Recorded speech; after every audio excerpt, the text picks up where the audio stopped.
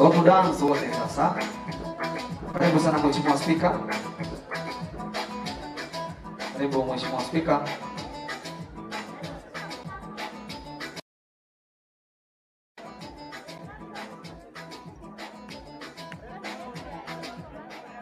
Sudan sisi wote hiyo wimbo. Leta ni sauti DJ.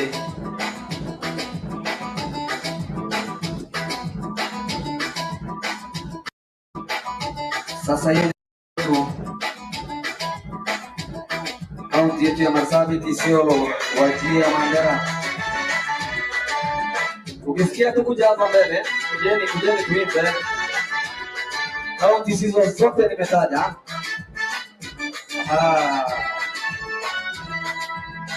Kaunti hizo zote nimetaja, karibuni sana.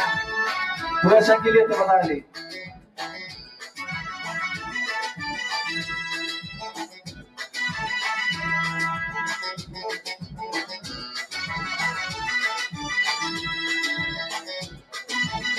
Tuweze kujiunga na wanakudansi kidogo. Kaunti yetu hizo zote. Tuko kwa summit. Na furaha ya summit tukufurahia pamoja.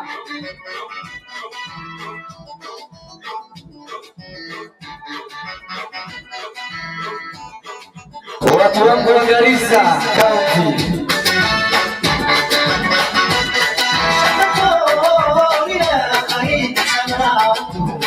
Kaunti yetu ya Garissa, Isiolo, Mandera, Wajia, Marsabit, tuko wote hapa leo. Karibuni sana Samburu County. Ethiopia. Kaunti yetu ya Tana River oye. Karibuni sana Kaunti 025.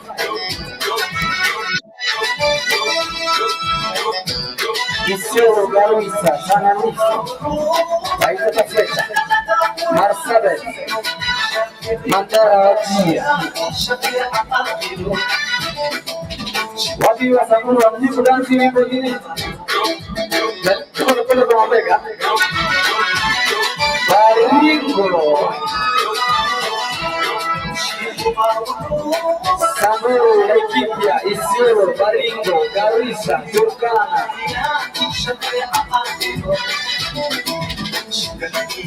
Saida Tafeta, Marsabit, Tana River, Kajiado, Mandera, Wajia. Karibuni sana hapa 025.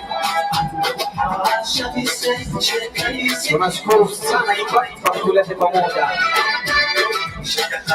Na baada ya Marsabit tunaingia Baringo. Ndio baada tu ya Marsabit tunaenda kaunti zingine tunaingia Baringo.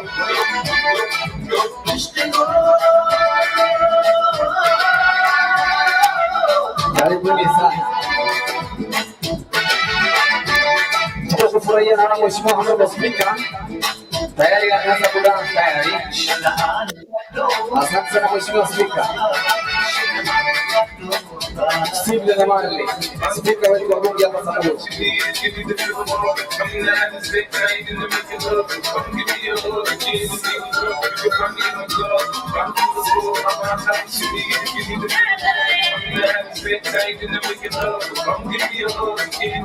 Wewe DJ hiyo ni gani hiyo?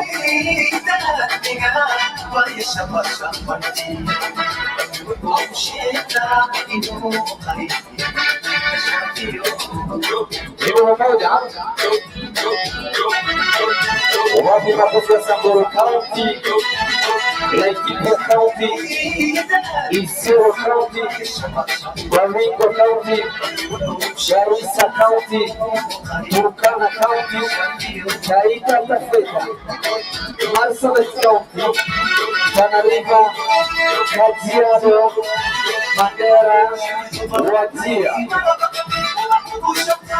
Asanteni sana kujumuika nasi leo ili tuweze kuadhimisha pamoja sherehe hizi tukiwa chini ya uongozi wa Impact pamoja na wafadhili.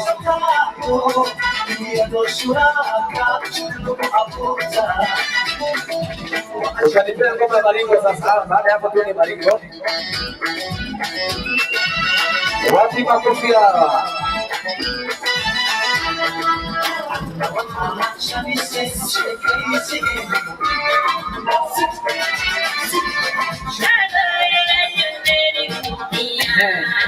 Sasa tutoe kwa stage kwanza kidogo. Watu wa Baringo waingie na stage. Wanataka kuingia na stage. Video nisikie. Shika DJ. Tushangilie kaunti yetu yote ya Northern Corridor. Asanteni sana kwa hiyo. Sasa tunalete kaunti yetu ya Baringo. Ndugu na madada zetu kutoka Baringo. Kuna style wanataka kuingia naye. Na tutawapa hawa ndio wataanza. Haya. Nipe hiyo wimbo ya Baringo. Wapi watu wa Baringo? Wapi watu wa Baringo? Wapi watu wa Baringo? Twende sasa hivi.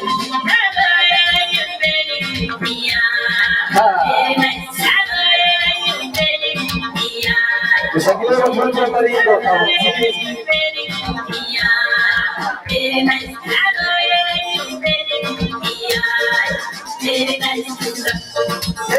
Tushangilie watu wetu kutoka Baringo. Wapi makofi ya Baringo?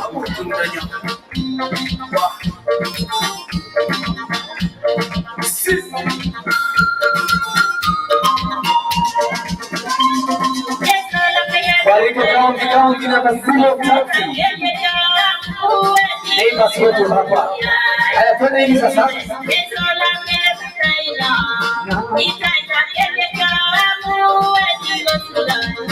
Kaunti 030.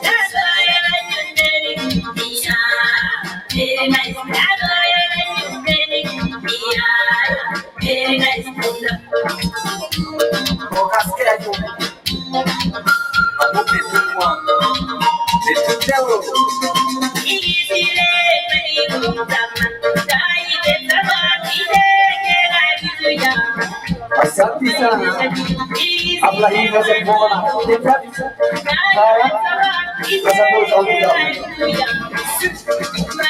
Haya, tueleze kwa hiyo pamoja.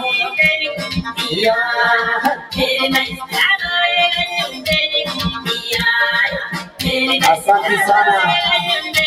Watu wetu wabariki tuimbe. Nimeomba dakika 5, 6, 7.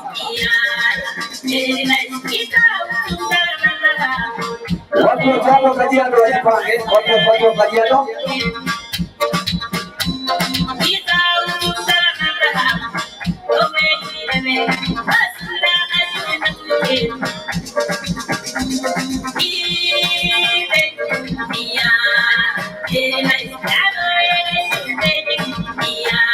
Asante sana. Tusije kuimba.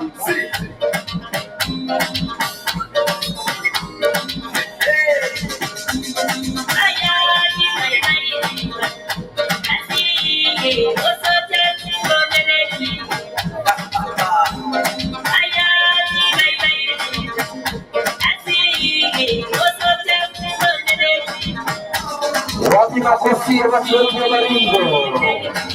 Kaunti 030.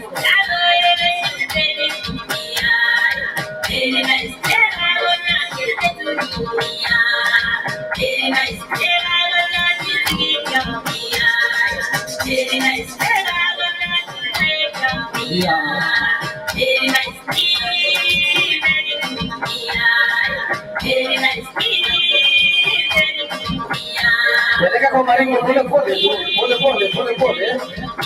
Peleka kwa Baringo hivi.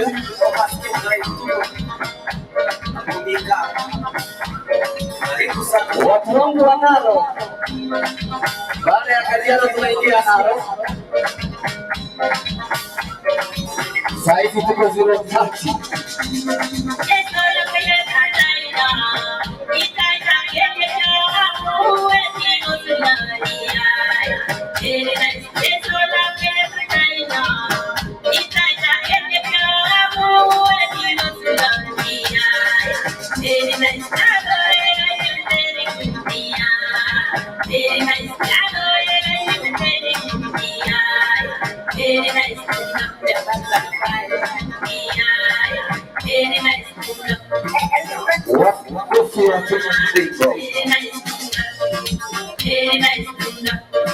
Wapi makofi ya zile tati?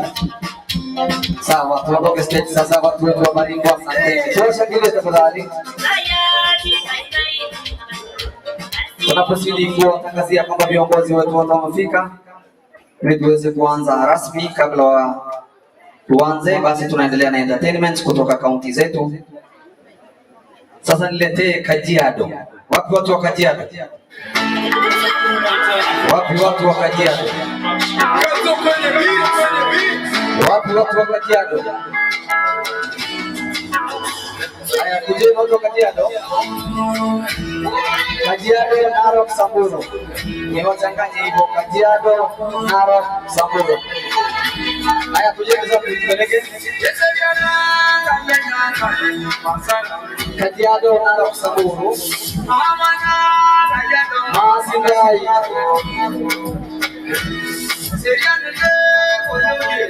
Masingai, Kajiado, Narok, Samburu. Kaunti hizi ziko chini ya uongozi yake. Samburu ikiwa chini ya Mheshimiwa Gavana Lakini Lili. Narok chini yake Mheshimiwa Patrick Tureto Mentuku. Kajiado chini yake Joseph Olelenku. Hawa ndio viongozi wa Samburu ikiwa chini yake Mheshimiwa Gavana wa Samburu, Mheshimiwa Laki. Narok ikiwa chini yake Mheshimiwa Patrick Tureto Mentuku. Kajiado ikiwa chini yake Joseph Olelenku. Asitai mawadadagini.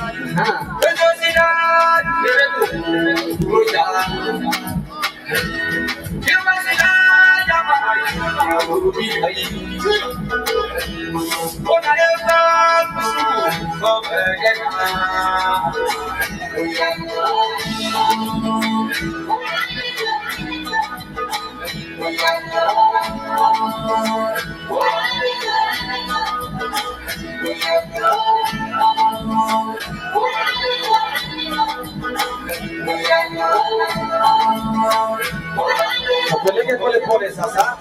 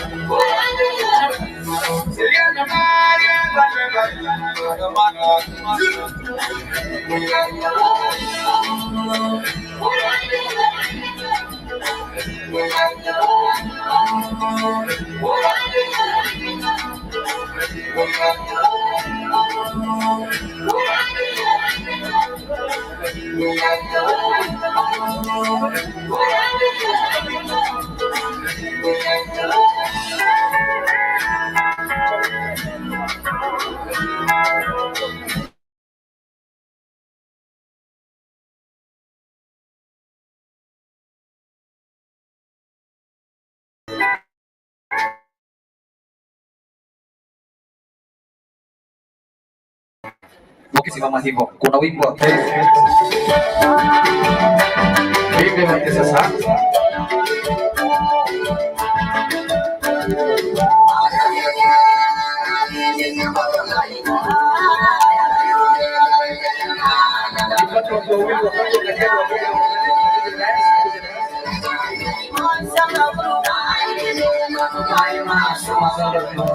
Ayo tunapiga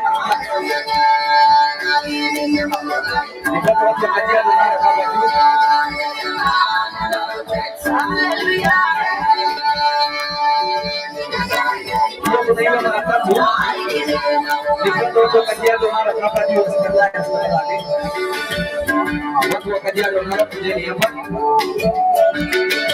Ni wimbo wa kusifu Mungu. Wale walikuwa Mozeli tuliimba hivi kwa sana. Hapa Kajiado, Samburu.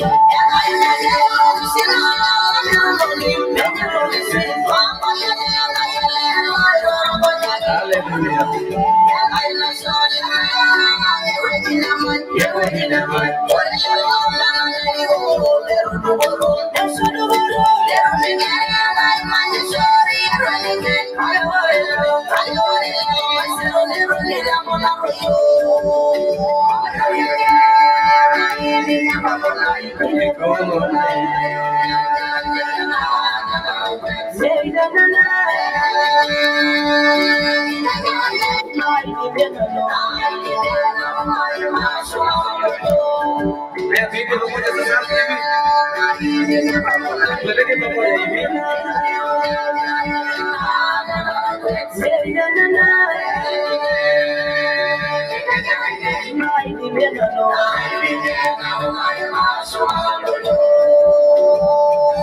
Yo tunapiga mara tatu kwa ruhusa ya mzee.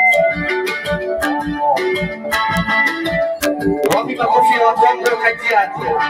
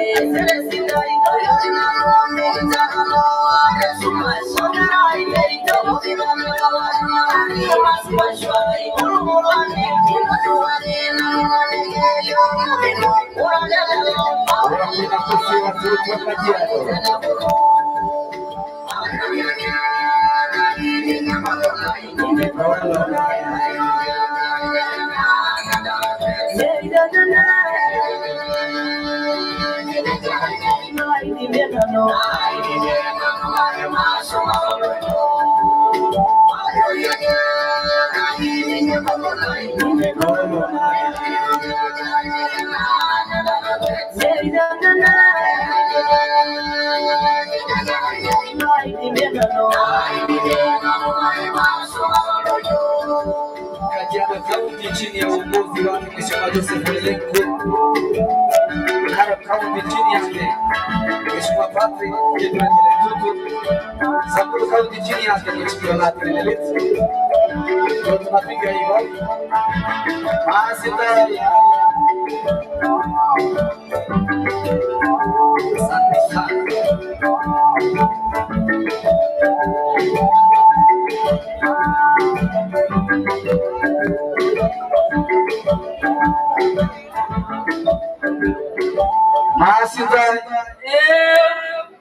Masindai. Engerana nabo. Nipige mama makofi, asante sana, asante sana. Sijapata wimbo wa watu yangu wa Laikipia na watu wangu wa Tana River. Narok kunasikia wimbo yenu iko tayari? Lechao. Wimbo wa lechao iko tayari? Lechao. Sitaki kesi na Patrick. DJ. Wimbo wa lechao iko tayari?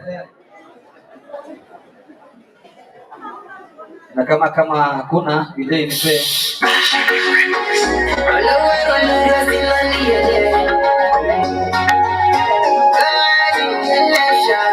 Kaunti yetu ya Narok chini ya uongozi wa Patrick Kitule Tutu.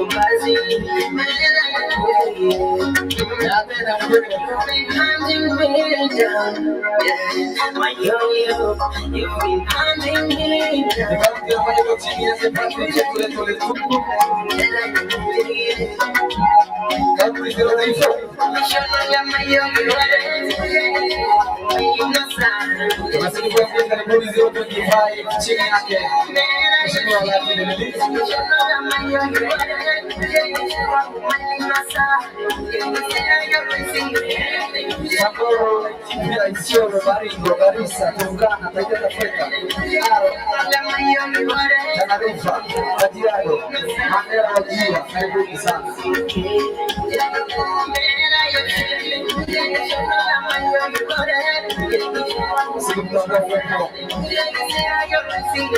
Viongozi wetu sisi Samburu Ruben Ruto ambaye pia anadisha kama anaendelea mchezo kama na formalities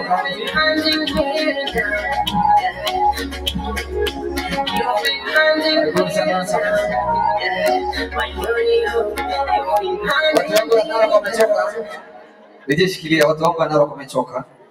Shikilia DJ, wanaweza pewa maji sasa kwa bili yangu. Pewa maji. Asanteni sana. Tunazidi kuwatangazia na kuwakaribisha sana wageni wetu ambao wamefika hapa the media houses ambaye tuko live. Tunazidi kuwatangazia na kuwakaribisha hapa katika Land Summit. tukiongoja viongozi wetu ili tuweze kuanza. Asante sana the Land Commission, Vice Chairperson ambaye umefika tayari, viongozi wetu the County Secretary hapo Samburu. Asante sana Architect Ruben Ruto, the CC Lands Baringo County representing the Governor Benjamin Cheboy, na wengine wote ambao wameweza kufika, viongozi watajika, itifaki zote zikiwa zimezingatiwa, mabibi na mabwana. Basi nasidi kuwakaribisheni hapa ili tuweze kuadhimisha siku hii pamoja. Na kabla tuanze tukiongoja viongozi wetu, tuendelea kukuwa na entertainment. Na kwa sasa niko na wimbo ambaye nitaimba. Mimi pia naimba kidogo, na County Secretary wetu ni soloist yangu. Na kabla niite County Secretary, kwa sababu najua yeye anajuanga kuimba nyimbo nyingi sana, nipe kwanza ya Morina Susan. Hiyo ni yangu sasa, nipe ile wimbo ya Susan Morina.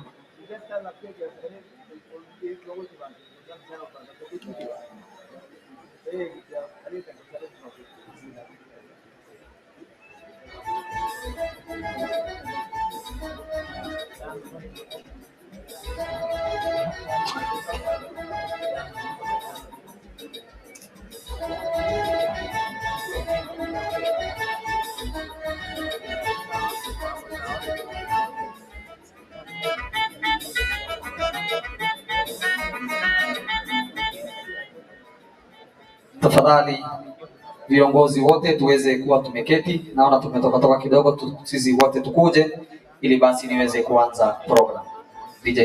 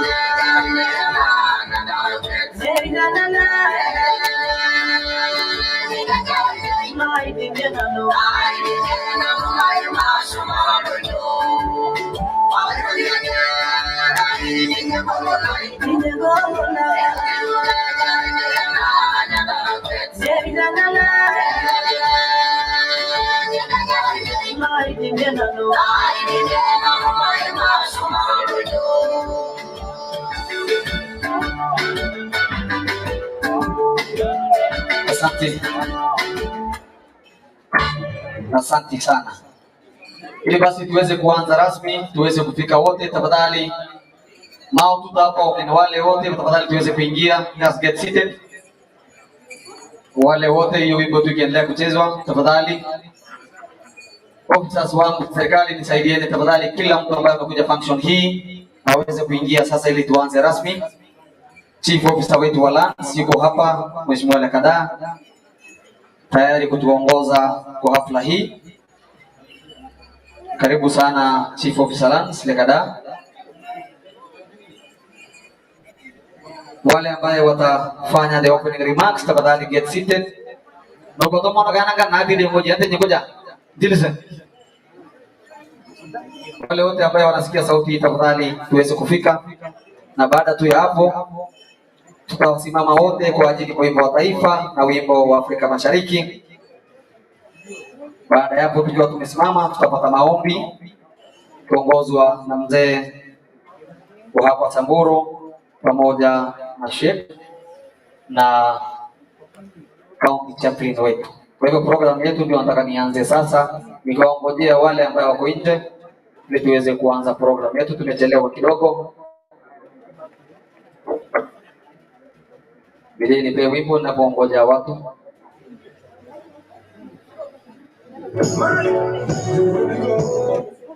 Cheza tu, cheza.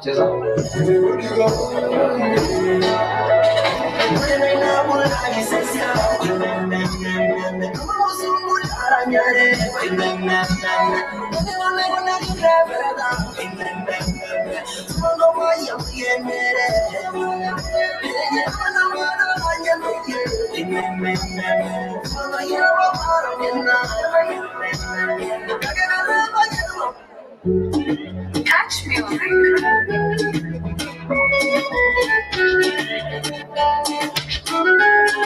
Hey,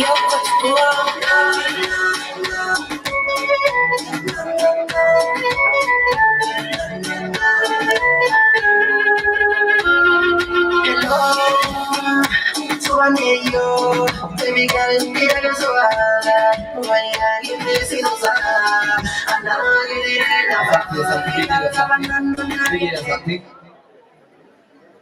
Tusimame wote kwa ajili ya wimbo wa taifa.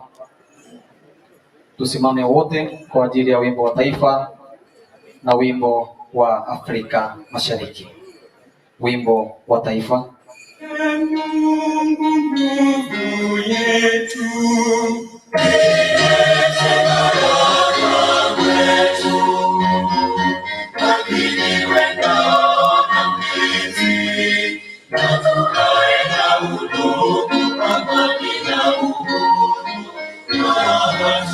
tena ustawi.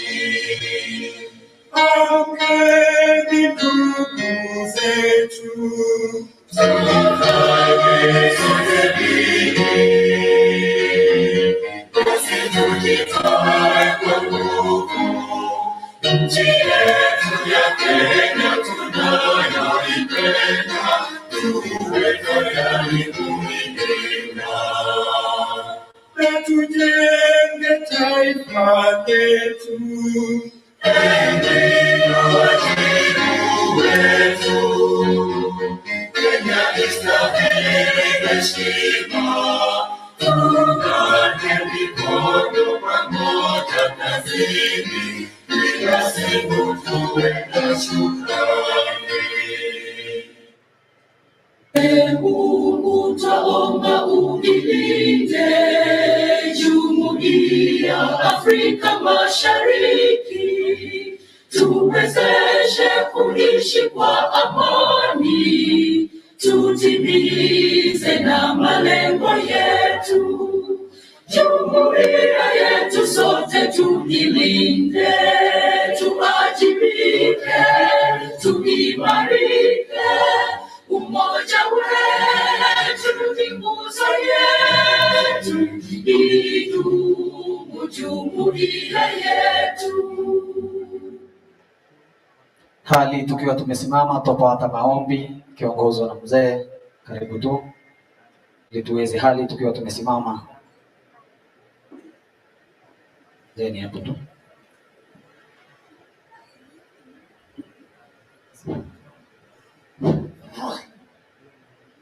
Yale mzamo zora bilo. Wewe mzamo zora bilo. Zora bilo. Ide Vayani. Mudamano. Ongara. Na yongai. Parabisho. Madana. Yegawidi. Ya Samburu. Na yona parabisho. Na kede. Na yodi. Nindawaja. Sopati. Orobili. Ondelo. Na yoda. Azongara. Ongulibo. Nikamanya. Gavana Samburu serikali na likizo hata weza Ramanyani hata weza Robi hata weza Rashama kijana komisini nimedidei na jabo hata weza garangai turamojiji na nubo nazogajo uzara pato kaingisha shamana yolbrigeli onosubo bodo yobarade sangareje pogarare nomboro bona kunde kalibanyai yongisho morandama tonolla tamanero anabada teje goide nabetunga nomugwado tani bulle bobuna nadanyai yengara balimani nanya yongisho balimani bebonuza ngamideje ayemo yadinizo nabana yenga wono na yengosha ramena bezile asa udenje orobili asese idogo kai airugo. Asante sana. Hali tumesimama tutapata maombi pia kutoka kwa imam. Hali tukiwa tumesimama. A'udhu billahi minash shaitani rajim. Nakemea shetani ambaye alilaniwa.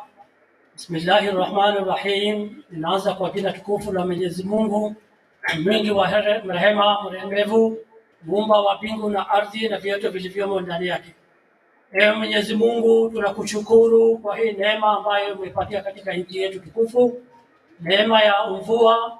Ewe Mwenyezi Mungu, tumekuomba hapo awali ya kuwa tuepushe na madhara ya hii mvua, na katika kaunti yetu ya Samburu umetuepusha. Ewe Mwenyezi Mungu, tunaombea kaunti zote zilizo na matatizo ya mvua, warehemu, wapatie mafanikio na waepushe na madhara ya hii mvua. Ewe Mwenyezi Mungu, tunakushukuru kwa hafla hii ambayo leo umetukutanisha na kwa uwezo wako ndio tumekutana. Ewe Mwenyezi Mungu, hafla hii iwe ni kwa mafanikio ya watu ambayo tunawakilisha.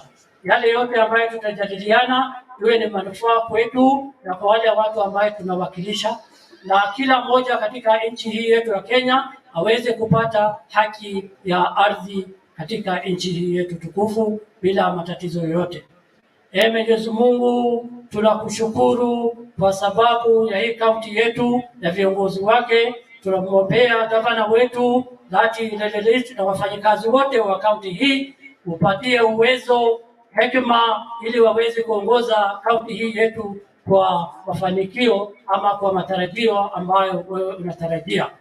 Mwenyezi Mungu, wageni wote ambao wamewasili katika kaunti hii yetu, uepushe na shari ya watu wake, na shari ya mchana na shari ya usiku, ili waweze kukaa katika na amani na waweze kuenda salama katika manyumba zao bila matatizo yote. Rehema na amani ya Mwenyezi Mungu iwe juu ya Mtume Muhammad sallallahu alaihi wasallam. Amin. Amen. Ya mwisho tukiwa tumesimama, basi tutapata county chaplain wetu Barikiwa Lekeren. Basi tuendelee na maombi. Baba wetu wa mbinguni, tunakushukuru na kusema asante. Ulisema katika kitabu chako takatifu ambaye ni Saburi 24 ya kwamba dunia na wale ambao wanaishi ni wangu na dunia ni yako Mwenyezi Mungu. Tunakushukuru kwa sababu umetupatia ardhi ya Kenya, umetupatia ardhi ya hapa Samburu, na tunaomba Mungu wetu, kwa sababu sisi ni watu wako, tupate pia Mungu wetu kukaa kwa usalama na kufanya kile ambacho tunastahili mbele ya macho yako. Tunasema asante kwa sababu ya wageni ambao wametoka kwa national government, wale ambao wametoka kwa county government, wengine pia ni wananchi ambao wametoka hapa karibu. Tunaomba Mungu wetu, tunapokusanyika kama kaunti sote hapa, ili tupate kuwa na siku nzuri. Utubariki Mungu wetu tunapoanza, bariki kila mmoja wetu, wale ambao watasimama hapa na kuongea, wale ambao wanaongoza, wale ambao bado wanasafiri. Mungu wetu upate kuwaleta salama. Tutakapomaliza tutaleta shukrani zetu na kusema asante. Asante Mungu wetu, ninasema tena asante kwa sababu umetupatia ardhi ambayo tunafurahia. Mungu wetu tunasema asante. Kwa jina la Kristo Yesu tumeomba na hata kuamini. Amen. Wananchi watukufu, tunaweza keti. Wageni wetu wa heshima siku ya leo ambayo wametuita hapa tujumuike pamoja nanyi, tunawakaribisha sana katika summit hii, na tumeheshimika sana kuwa na nyinyi hapa leo, ili basi tuweze kuanza program hii rasmi, na tumeanza tayari kwa maombi. Ningeomba yafuatayo. Ya kwanza, tusalimiane kwa Kisamburu. Yanda asupa. Yanda asupa. Nataka kusikia sauti. Yanda asupa. Asanteni sana. Mimi naitwa Last Born Leakono, MC wa serikali, na pia nitakuwa pamoja nanyi masiku ambayo tutaifanya hapa. Niombe kwa heshima sasa niwaite hawa wakuje kwa main dais ili tuweze kuanza shughuli hii rasmi. Kwa heshima sana, County Secretary yetu, tafadhali uweze kujiongea hapa mbele kwa main dais. Tushangilie County Secretary wetu anapokuja. Asante sana County Secretary Wilson Lesuda. Kwa wale wajui, huyu ndio County Secretary wetu. Tumshangilie, najua baadaye atapata nafasi. Na tusikue wachoyo wa makofi. Hebu tupige makofi nisikie hapo. Asante. Lands, the CCMs, the following. CCM for Mandera. CCM for Mandera, tumchangilie anapokuja kwa main dais. Tutapita hapa. Tumshangilie the CCM for Mandera. CCM Lands for Mandera. Tumshangilie tafadhali mpaka apige dais. Rules ni kwamba mtapiga makofi mpaka aketi. Sawa sawa. Sasa tupige makofi mpaka aketi. Hiyo ndio sheria. CCM Lands for Baringo. Makofi mpaka aketi. Karibu sana mheshimiwa kwa main dais. Mbona mmechoka? Pigeni makofi bado. CCM Lands for Taita Taveta. The CCM Lands for Taita Taveta kama umefika. Haya, pigeni hata makofi kama haiko. Asante. Ole Kaunga, the convener of the meeting. Haya, makosa huyu ndio makofi mpaka afike huyu sasa. Huyu ndio baba lao sasa. Karibu sana baba yao. Asante sana Ole Kaunga. Speaker wetu wa bunge ambaye alikuwa hapa. Naona speaker ni kama haiko. The National Lands Commission. Niliona anakuja. Na sasa nimuite Chief Officer for Lands ambaye pia anawakilisha CCM Lands Samburu. Tumshangilie Lekada mpaka afike hapa. Karibu sana Lekada. Yanto sudenga kipigeni makofi. Asanteni sana. Basi bila kupoteza wakati, wageni wa heshima, wananchi watukufu, basi tutaingia kwa opening remarks ili tuweze kukaribishwa hapa baada ya kuambia kwamba leo tuko hapa kwa sababu ya Community Land Summit. Opening remarks, mtu wa kwanza ambaye anampa nafasi kwa ruhusa yenu na pia kwa heshima ni muite Mali Ole Kaunga, CEO Impact and Sun Trade Convener. Tumpigie Ole Kaunga makofi. Karibu sana sana to make your opening remarks. Amjambo tena. Thank you so much. Ningependa kuwasalimu zaidi na pia kuwakaribisha tuweze kujua kwanza ni kaunti ngapi wameweza kufika hapa hivi. Samburu, niweni mkono. Ni ndio host. Mandera wapo pia nawaona. Tana River, asante sana. Baringo, Turkana, Laikipia, Marsabit, Taita Taveta, asante. Kajiado, wapo naona mikono miwili mitatu pale. Narok, oh great. Okay, West Pokot, all right. Wapo nimemuona pale. Thank you so much. Haya wengine ni gani? Laikipia, Isiolo, Wajia, Garissa. Kaunti ipi tena iko na community lands ambayo nimesahau watu mealiko? Okay, nchi. Okay, hiyo ni nchi kaunti ipi? Okay, asante. Okay, alafu kuna delegates kutoka Uganda. Wako pale. DRC,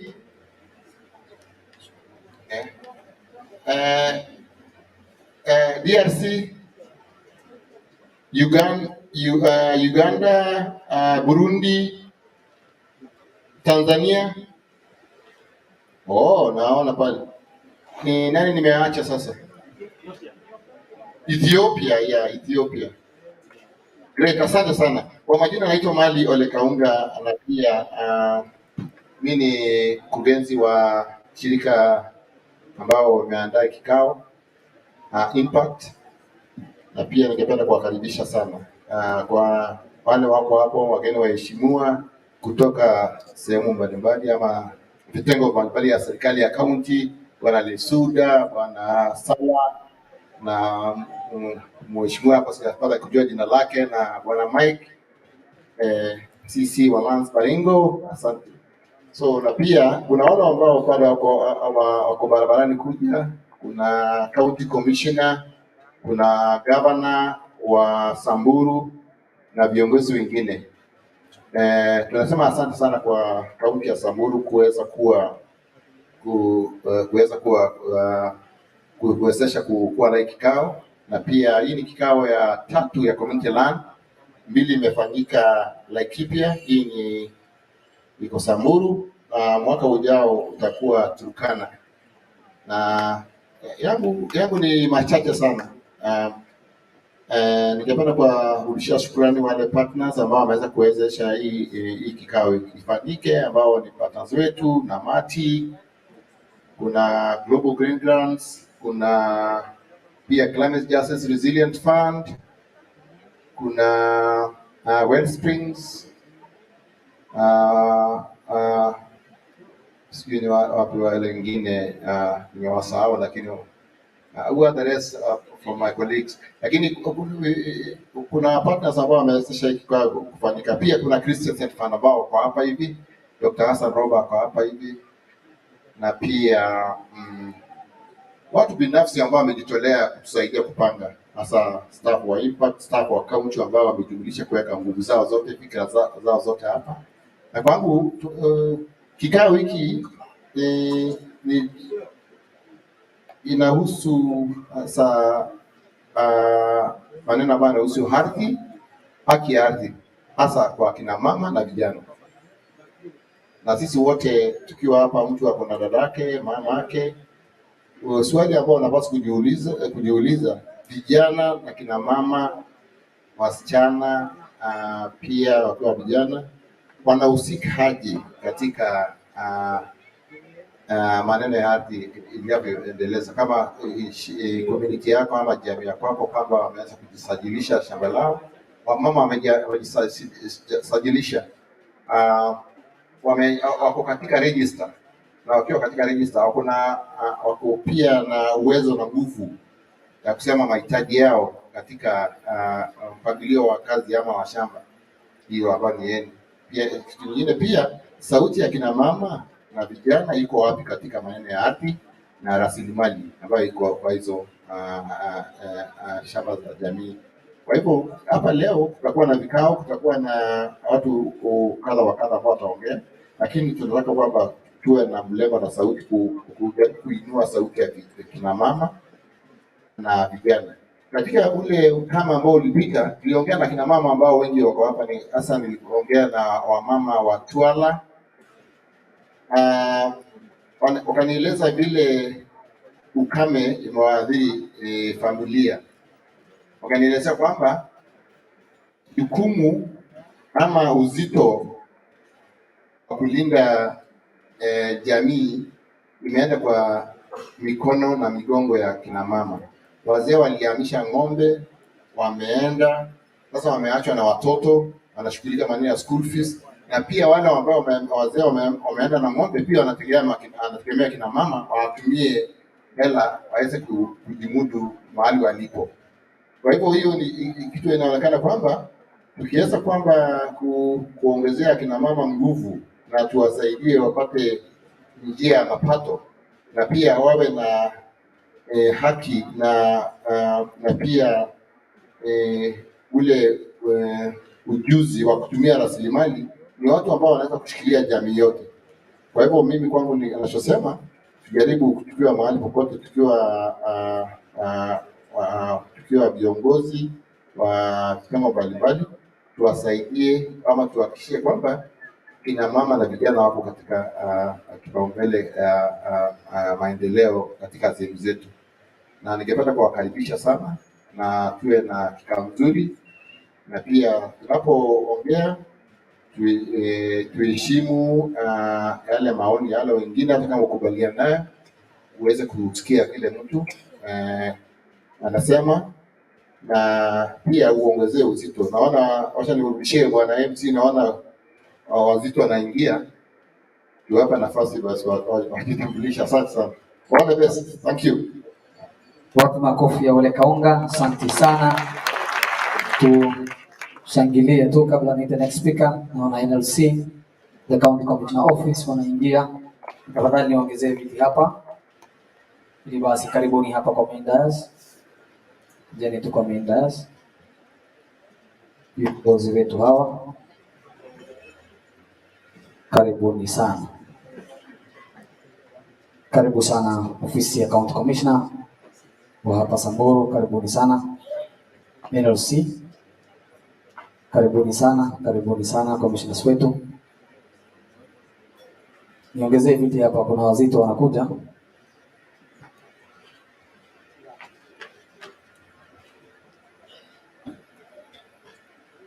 Asanti sana. Wakijipanga, wapi makofi ya Ole Kaunga. Asante sana Ole Kaunga kwa the meeting convener kuweza kufika pamoja na sisi hapa. Asanteni, nafikiri wamesema sasa. Wa pili ambaye atafanya kwa ruhusa yenu opening remarks ni dada yangu mrembo chupafu sana hapa Samburu, na mrembo tajika sana hapa Samburu, Silvana Lesuda. Tumchangilie Silvana Lesuda anapokuja katika jukwaa hili rasmi kuweza kufanya open. Niliwaambia mtapiga makofi mpaka afike. Hiyo ndio sheria. Karibu sana dada yangu Silvana.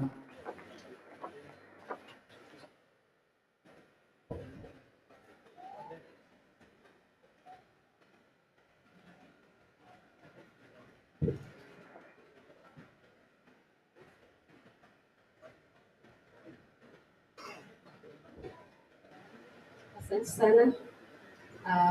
Last one. Ladies and gentlemen, respected elders, honorable leaders, esteemed guests, and respected colleagues, good morning. Good morning. Mbona ni kama hamna sauti? Good morning. Enta super. Karibuni kwanza Samburu. Kwa majina naitwa Silvana Lesuda. Mimi ni youth, an indigenous youth from the indigenous people of Samburu. I'm the founder and executive director of a youth-led community-based organization called NEST, Network Empowering Samburu Transformation. Na NEST inafanya kazi hapa Samburu. I'm also a member of Paran Alliance, member of Indigenous Women Council, and also Kenya Indigenous Youth Network. Mtaniruhusu nitaongea kwa Kizungu, but later nitafafanua kwa Kiswahili. It is with great pleasure and enthusiasm that I take the floor from the talented CEO, Impact, Mr. Mali Olekaunga, with whom I am privileged to be part of the Paran Alliance that is co-hosting this Community Land Summit. This is certainly the epitome of youth empowerment that a young person like me can take the floor after such an established leader, both locally and internationally. I stand here representing my colleague Bernard Lolasho, who was supposed to be making the opening remarks for the youth representative, but has not been able to join us here because he is currently among other conveners of the Kenya Indigenous Youth Network, preparing a statement that will be handed over to the African group of negotiators on the indigenous youth position that will be used on this year's COP28 in Dubai. This year's third edition on the Community Land Summit focuses on the Sustainable Development Goals, number 5, that is the gender equality, participation of women and youth in land ownership, natural resources, management and enhancement of sustainable local economies. Ladies and gentlemen, the importance of empowering futures is a stance that cannot be taken for granted. Youth participation in land ownership is not only offers opportunity for fair natural resources management, but also enhancement of sustainable rural economies. Youths have been in the front line of adopting sustainable land management practices through pasture and fodder management, and even steering leadership of community land management committees. In a world undergoing rapid transformation, it is imperative that we recognize the dynamic force that young individuals represent in the narrative of sustainable development. The purpose of our gathering here today is to delve into the pivotal role that the youth play in shaping the future of rural landscape, focusing on 3 pillars: land ownership, natural resource management, and enhancement of sustainable rural economies. The youth often refers as the torchbearers of change, bring with them not just the energy and vitality, but also innovative ideas, the fresh perspective, and the deep-seated commitment to creating a world that is not only economically robust, but also environmentally sustainable. Our young people are, for instance, the machinery that runs our community conservancies, such serving as managers and helping communities with developing land management plans. The vibrance of our youth in the CSO spaces as advocates for women and youth, involvement in sensitization of community land rights, that is one that cannot miss an eye. As we navigate the complexities of rural development, it becomes increasingly evident that empowering a youth is not merely an option, it is a necessity. And I'll repeat that. Empowering a youth is not merely an option, it is a necessity. We look forward to discussing the available opportunities to advocate for youth inclusivity in land ownership spaces. access, and particularly with the bearing in their position in indigenous people land structures. As we begin this community land summit, it is our hope that the youth constituency that we will deliberate in the available mechanism that can push for the indigenous people land tenure rights, both in the regional and international arenas. Explore the challenges faced by young individuals in acquiring land, their pivotal role in the responsible management of natural resources, the transformative impact that they have on rural economies. We look forward to the discussion, unraveling success stories, examining barriers, proposing solutions, and envisioning a future where the synergies between the youth and sustainable rural development is at the forefront of our collective aspiration. Recently, for instance, in the just concluded World Food Forum, which I had the honors of attending, that was held from the 15th to 20th October in Rome, Italy, the importance of youth involvement was intensely discussed, as it is paramount for not only our government, but also community land management and other stakeholders to give an opportunity for youths to have land tenure rights and enable their food production capacities and cultural prosperities. I therefore challenge us to open our minds because the solution lies within us. The stories and experiences that will be shared today are not only about the land resources and economies, they are also fostering a sense of ownership, stewardship, and empowerment among the youths, who are our future leaders, innovators, and custodians of this planet. This empowerment can only be achieved if responsible investments in community lands are established and elaborate and effective benefit sharing mechanisms are put into place, be it between the private sector and community land or the states and community lands.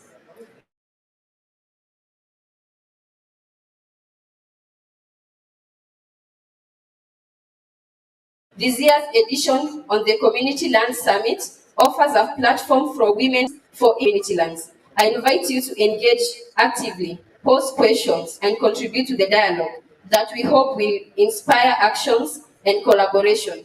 Together, let's embark on this journey of exploration and discovery as we seek to unlock the tremendous potential that lies within our hands and hearts of our youth for a sustainable and equitable future. Thank you, God bless you, and let the conversations begin. Thank you. Asante sana Silvana Lesuda. Tumshangilie Silvana tafadhali for that very good presentation. Tupige makofi tafadhali.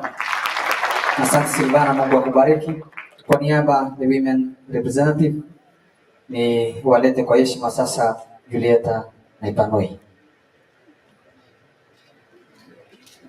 Julieta, tumshangilie mpaka afike hapa. Sheria ni baba, mnapiga makofi mpaka achukue mic. Karibu sana mimi. Mtapiga makofi. Wasee kwanza tupigie makofi sisi wakina mama. Okay, asante sana. Mimi ninaitwa Julieta na Ipanoi Lekeale kutoka Wamba Sub County. Mimi ni chair lady ya Women Caucus katika Samburu County Conservancies na nimechaguliwa. Nashukuru sana serikali yetu ya Kenya pamoja na serikali yetu ya county, impact pamoja na NRT. Sisi tukisimama hapa kina mama tumejaribu kufunzwa zaidi, kupatiwa nguvu. Na kitu ya kwanza ni act ya 2016. Tumeanza kupata nguvu katika land yetu.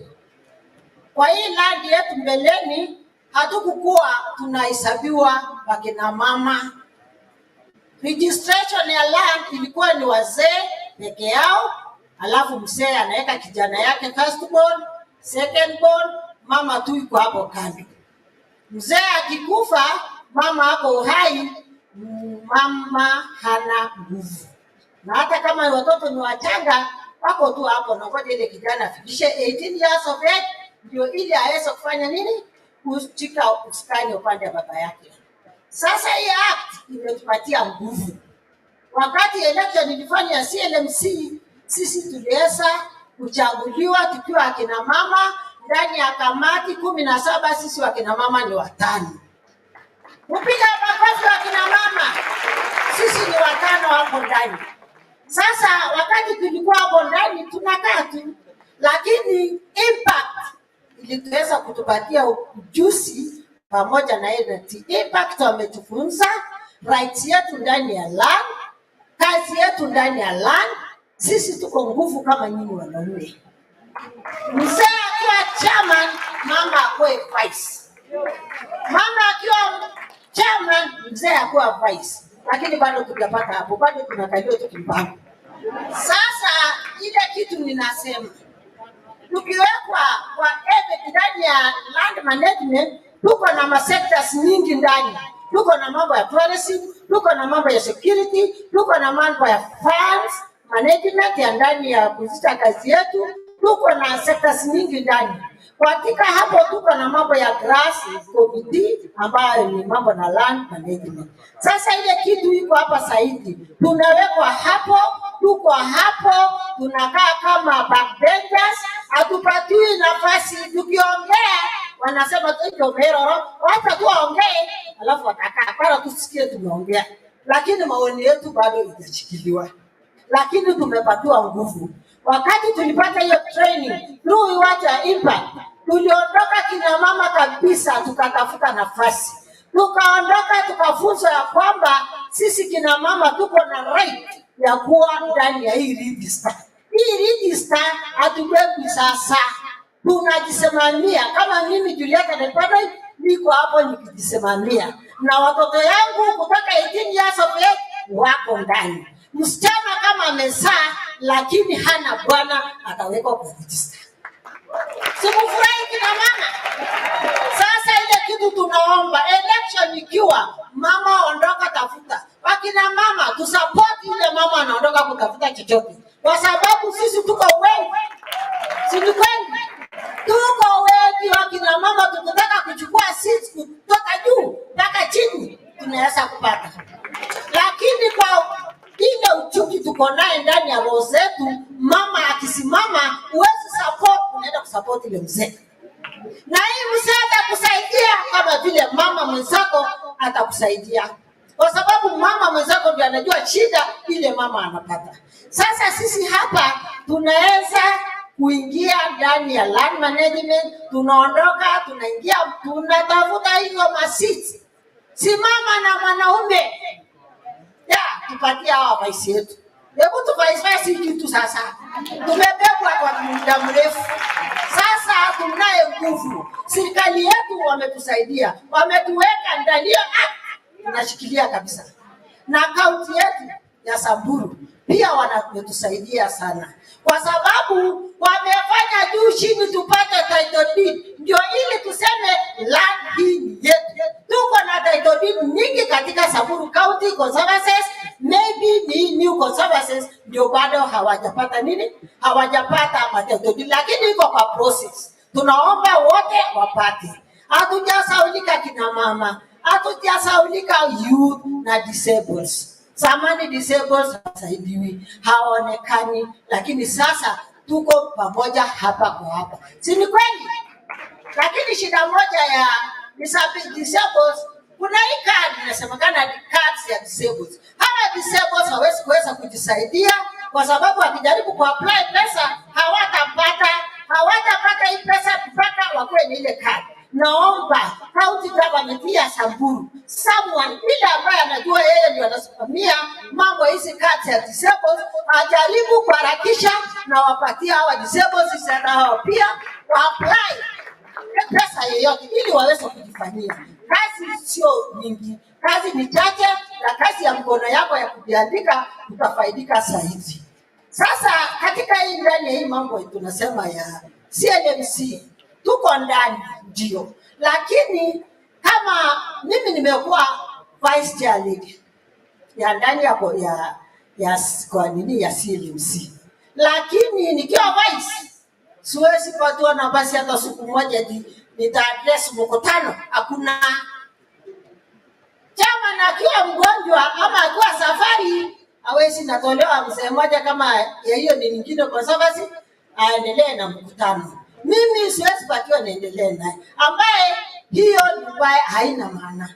Hiyo kitu haina maana kwa jina na kujaza makaratasi ya kuonesha kwamba huyu ni vice lakini sina powers. Ninaomba hiyo powers itoke. Naomba county government impact NRT muondoke kabisa, mulete awareness ndani ya community, ndani ya iko services, muingie na mueleze hawa kabisa watupatie nafasi. Kwa sababu hata sisi kina mama ndio tuna lead familia. Ni kweli kama sisi hatuko mzee hata atashindwa kuanzia wapi na maziwa. Hebu mtupatie nafasi. Tulipelekwa na impact, tulienda Namibia. Namibia kina mama wameondoka sana katika conservancies na wanafanya kazi zaidi. Na hata tuliambiwa hapo na minister, hii wakati sasa mama ndio atapewa president. Msiogope tutanyang'anya nini gavana. Msiogope tutanyang'anya nini ile choo kubwa. Mwanzie tu sisi mtupatie tu hapa kwa sisi. Msione kama tutakuwa na akili zaidi waache. Kuna kitu moja ile shida zaidi tuko naye hapa ni mambo, tuko na conservancies nyingi, kuna ma-investors ambao wanakomboa lakini haiko clear kabisa juu ya hii mambo ya agreement, hatuko clear kabisa. Investor anakomboa mali, amechukua mali for 30 years. Ndio amepata hiyo nini, lakini sasa hakwesi panda pesa ipandi. Saa hii economy ya Kenya imekuwa juu. Bado tuko tu ile pesa samani ambayo ina maana. Na kwa sababu gani tunaomba county government, hawa stakeholders yetu ujeni karibu na sisi zaidi ili tuweze kufanya training, tuwaeleze mjue mali mnaweza kutusaidia. Kitu ingine ya mambo ya shida ile tuko naye ndani ya hapa. Tukiwa kina mama, sisi ndio tunakuwa affected zaidi kwa ndani ya hii conservation areas. Patia sisi nafasi wacha tuongee. Kwa sababu hii leo ndio siku yetu. Maybe hakutakuja tena mpaka next year. Tunataka wakubwa wetu hapa washike maneno yetu tusaidiane. Sasa kuna hii shida ile tuko naye hapa zaidi ni mambo ya insecurity na conflicts ambayo iko ndani yetu. Mimi nikisimama hapa, mimi ni mama vice chair lady ya peace. Lakini tunababana na peace na Mungu anatusaidia kwa sababu sisi ndio kina mama, sisi ndio tumesawa vijana, tunaongesha hawa vijana, wale wanasikia watasikia na wale wasikii hivyo.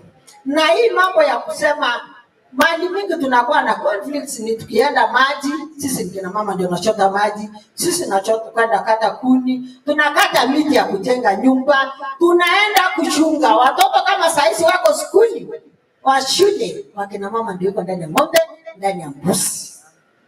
Naona wase yetu eburudini tena jukumu ile ya samani tusaidiane. Sasa hapo tunauliwa na wanyama, tuko na ndovu, tuko na simba, wanyama ile wakalikali.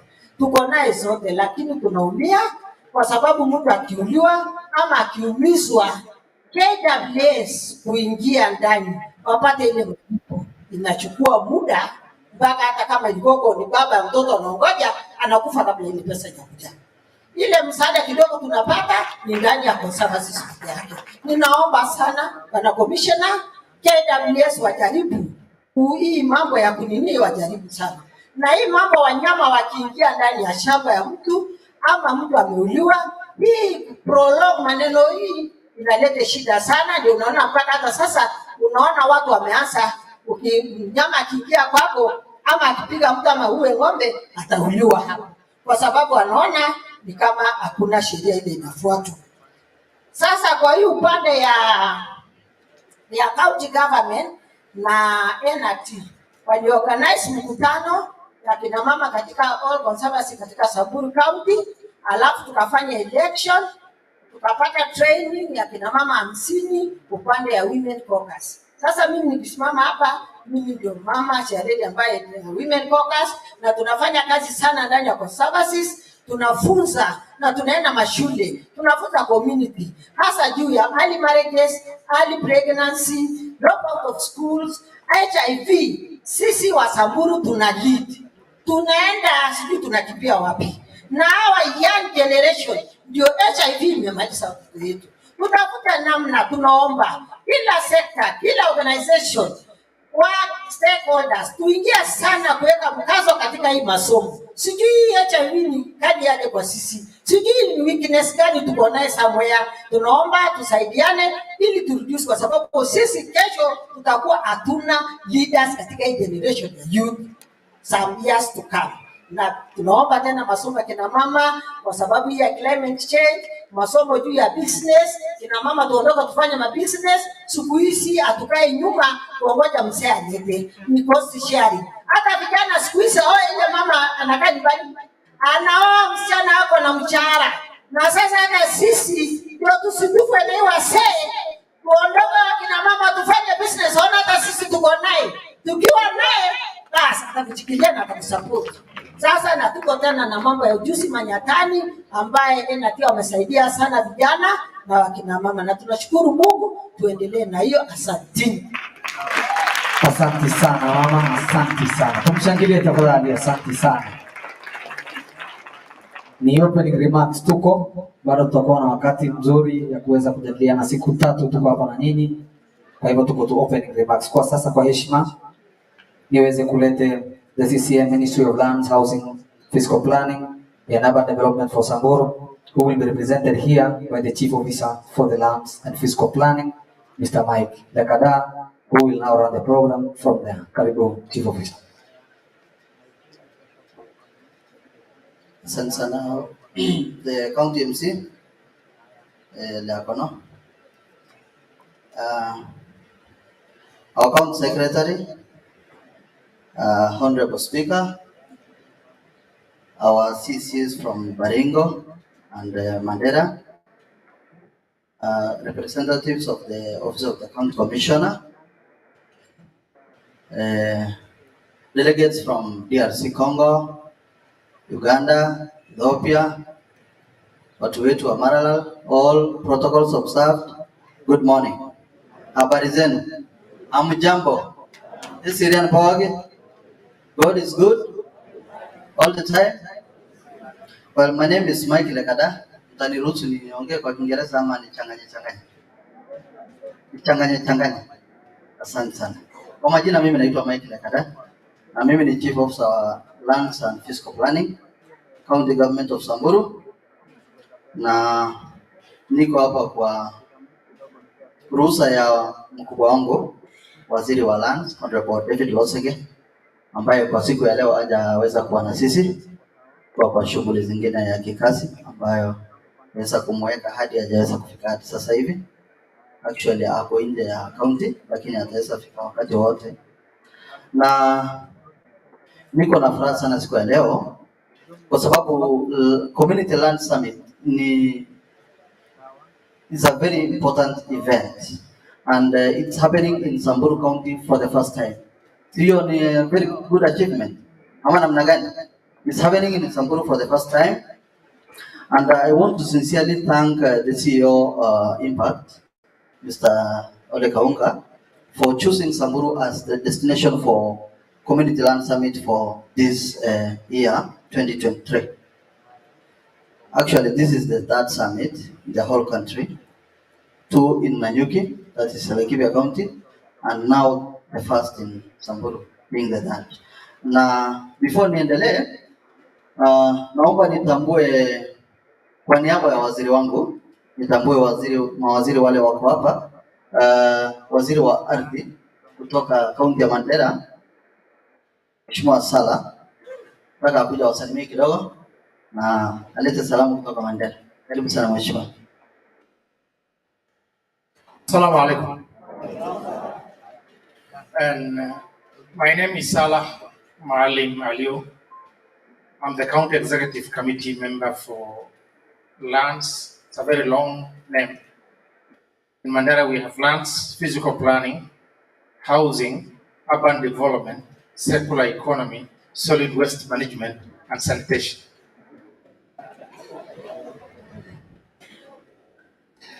And to begin with, I wish to give special thanks to Impact under the leadership of Mali Olekaunga and partners for organizing the third Community Land Summit.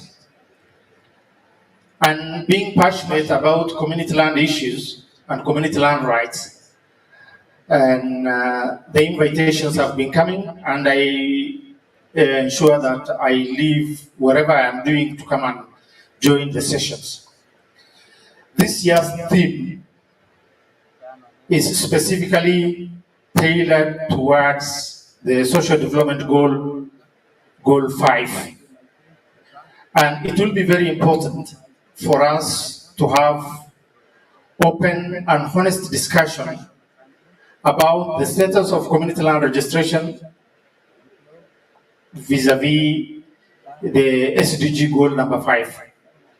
So mine is to welcome all of you to this conference, and we give each other time to keep ourselves posted on the progress of the community land issues and in line with the theme of this year's conference. Thank you, and all of you are welcome. Thank you.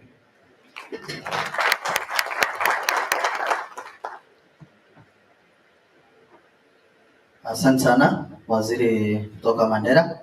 Kwa heshima pia naomba nimkaribishe CCM Lands kutoka Baringo, Mr. Ruto. Karibu sana. Thank you so much. Good morning, or is it afternoon? My name is Ruben Ruto. Luckily, my title is shorter than my brother from Mandera. I am the CC for Lands, Housing, and Urban Development. And before I make my remarks, I want to pass greetings from my governor, Benjamin Cheboy, Governor Baringo County, whom I've come to represent today. I want to appreciate the impact and the organizers for this wonderful forum, because this is a forum that is very, very important for us as Asal counties. We are very passionate as Baringo County to be part of this forum. I salute Marsabit County. You are 7 times bigger than us at 78,000 kilometers square. You have 7 times more problems than us. We are only 11,000 kilometers square of land mass. And I think together we should be able to achieve this. For Baringo, I think you saw the representation. We are very passionate about matters community land. And we are doing so much to ensure that we register our people, to ensure that we empower our women and the communities. You are aware that we are battling insecurity, and as a county, we believe that registration of community land is a solution to curbing insecurity.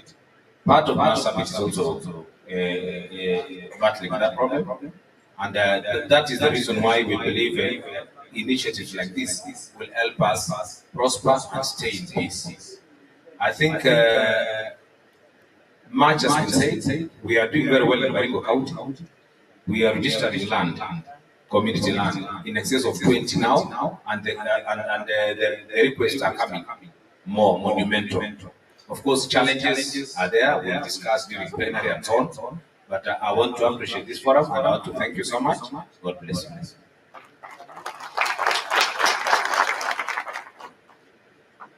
Asante sana waziri, na tumepokea salamu kutoka Baringo, na pia ukirudi maliza kesho tutapeana salamu zetu.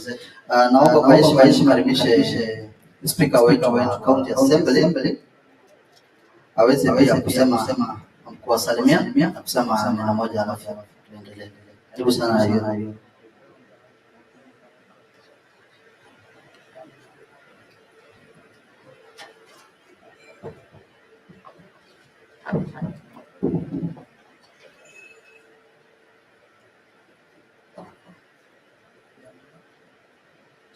Ladies and gentlemen, esteemed guests, and fellow citizens of Samburu, good morning. This afternoon. Okay, good morning. I stand before you today as the Speaker of the County Assembly of Samburu. Samburu community is a vibrant and resilient community. A community that has weathered challenges and embraced change throughout the ages. Today, I address you as a matter of utmost importance, land ownership, and the crucial need for gender equality and the active participation of women and youth in the realms of land ownership, natural resources management, and the enhancement of sustainable local economics. Like the written hand that sustains us, relies on the collective strength and wisdom of all members. We are the tapestry of the talents, experience, and perspective, and it is only by recognizing and valuing each thread that we can weave a strong, more resilient community fabric. Historically, the roles and contribution of women and youth have often been undervalued and overlooked. It is time to rectify this balance and fully embrace the potential that lies within the women and youth of our community. Our mothers, daughters, and sisters, as well as our young minds, are not merely spectators in the grand theater of our community's progress. They are key actors, the catalyst for positive change. Land ownership, the custodian of our precious natural resource, and the development of sustainable local economics are not solely responsibility of one gender or age group. It is shared endeavor that demands active involvement of all, irrespective of gender or age. By ensuring the equal participation of women and youth, we unlock a wealth of untapped potential that can drive innovation, foster inclusivity, and propel us towards a more prosperous future. When women and youth are empowered with the tools, knowledge, and opportunities to participate fully in decision-making processes, they become architects of sustainable development. Their unique perspective enrich our strategies, making them more holistic, compassionate, and reflective of the diverse needs of our community. As a speaker, I am committed to fostering an environment where gender equality is not a mere aspiration, but a lived reality. I urge our community leaders, elders, and citizens alike to join hands in dismantling the barriers that hinder the meaningful participation of women and youth in shaping the destiny of this county. Let us prioritize education for girls and boys alike, providing those with the skills and knowledge that needed to contribute meaningfully to our community's growth. Let us ensure that our decision-making bodies are diverse and representative, reflecting the true mosaic of Samburu's identity. Today, I also like to take a moment of celebration the remarkable work done by Impact under the visionary leader of Ole Kaunga. The Impact Initiative has made significant strides in the enhancement of sustainable local economics. Ole Kaunga's decision and commitment to this process have not congratulations for the outstanding work being done to create a lasting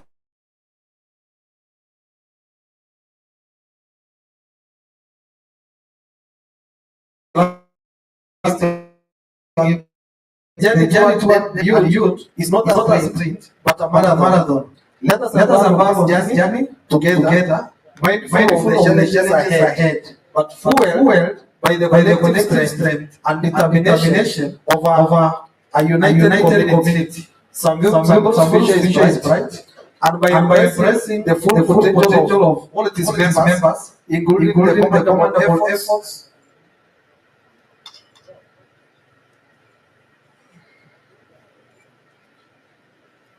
including the commendable efforts of impact and Ole Kaunga, which was that our legacy is one of inclusivity, sustainability, and shared prosperity. Thank you, and may the spirit of unity guide us on this transformative path.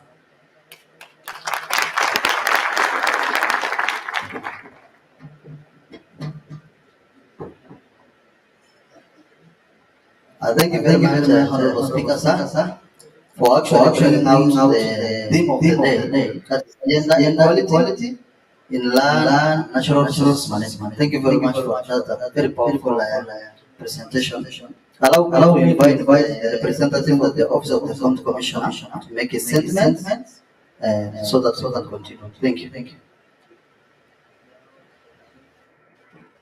Asante sana CEO. And the Vice Chair of NLC, the CECs from Marini, Mandara, the leadership of the County Assembly through the Speaker, civil servants from county and national, wageni wetu kutoka sehemu mbalimbali ya mjambo. Yeah, it's a pleasure for me to join you on this third edition. By name, I'm Titus Omani. I'm the Deputy County Commissioner for Samburu Central. In this, I'm representing the County Commission.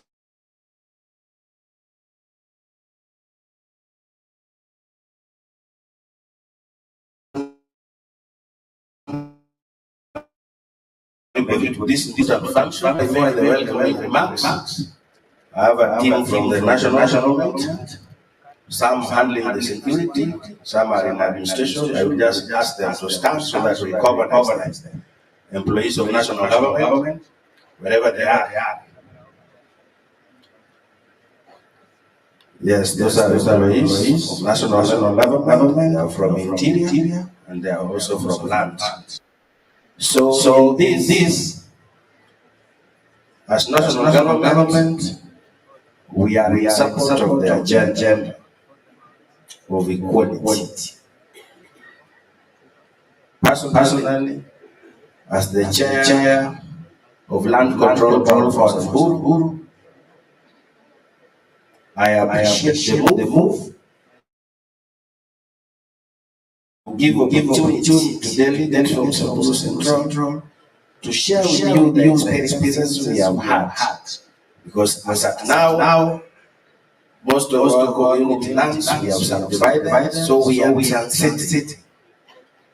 And it is our wish, dream, and desire that we transit all of them to individual ownership. Through our experience, the transition is never easy. It comes with conflict, it comes with interests.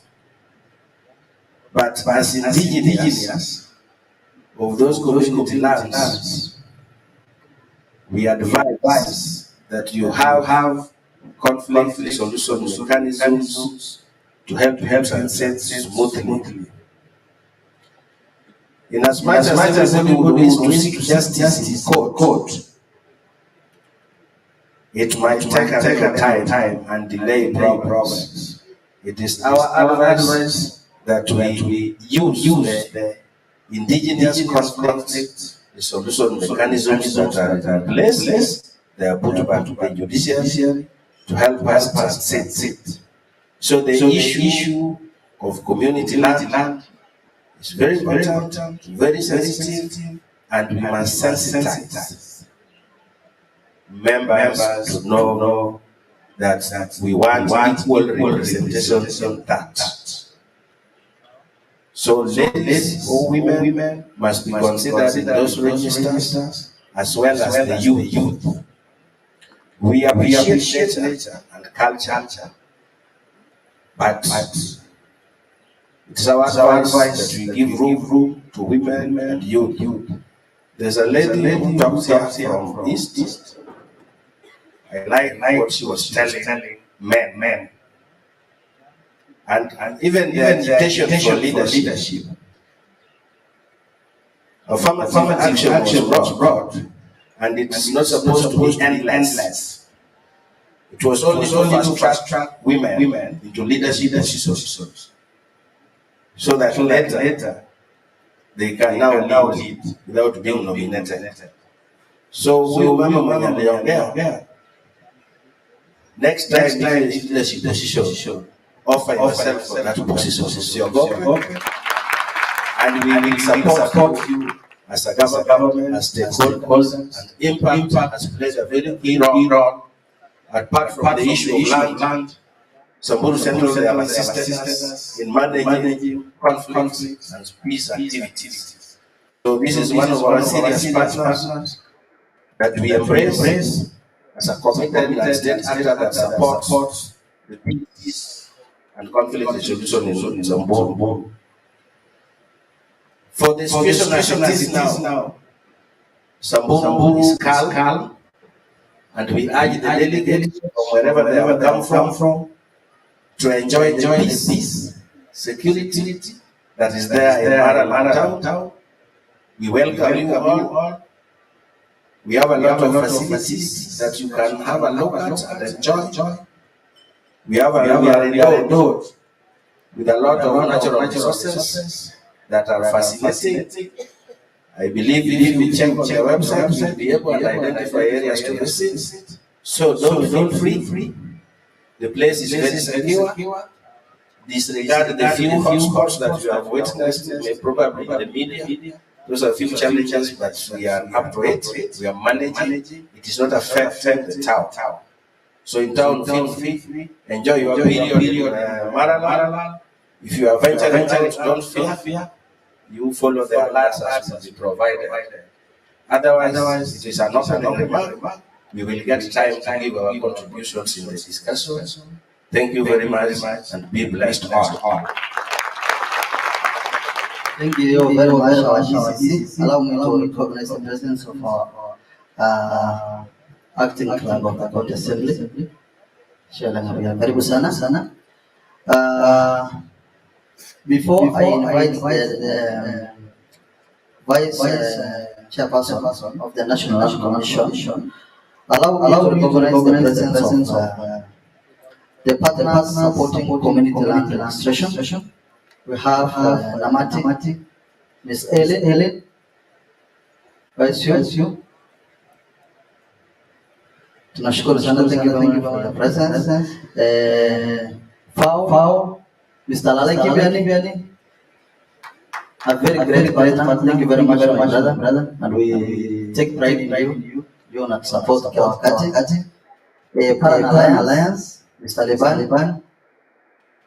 Karibu sana ndugu yangu.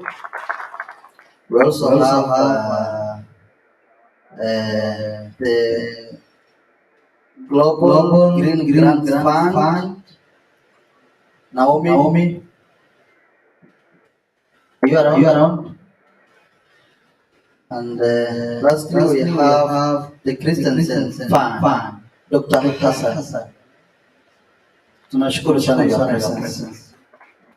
Allow me to invite the National Land Commission to give their sentiments and hand over back, because this is a two-day engagement, so we'll have enough time to listen to each other, share experiences from all the counties. Karibu sana, Dr.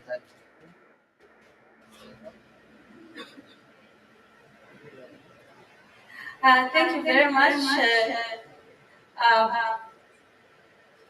to the County Secretary Samburu, Mr. Wilson Kesuda, our representative like Piani, and the Deputy County Commissioner, Mr. Kamani,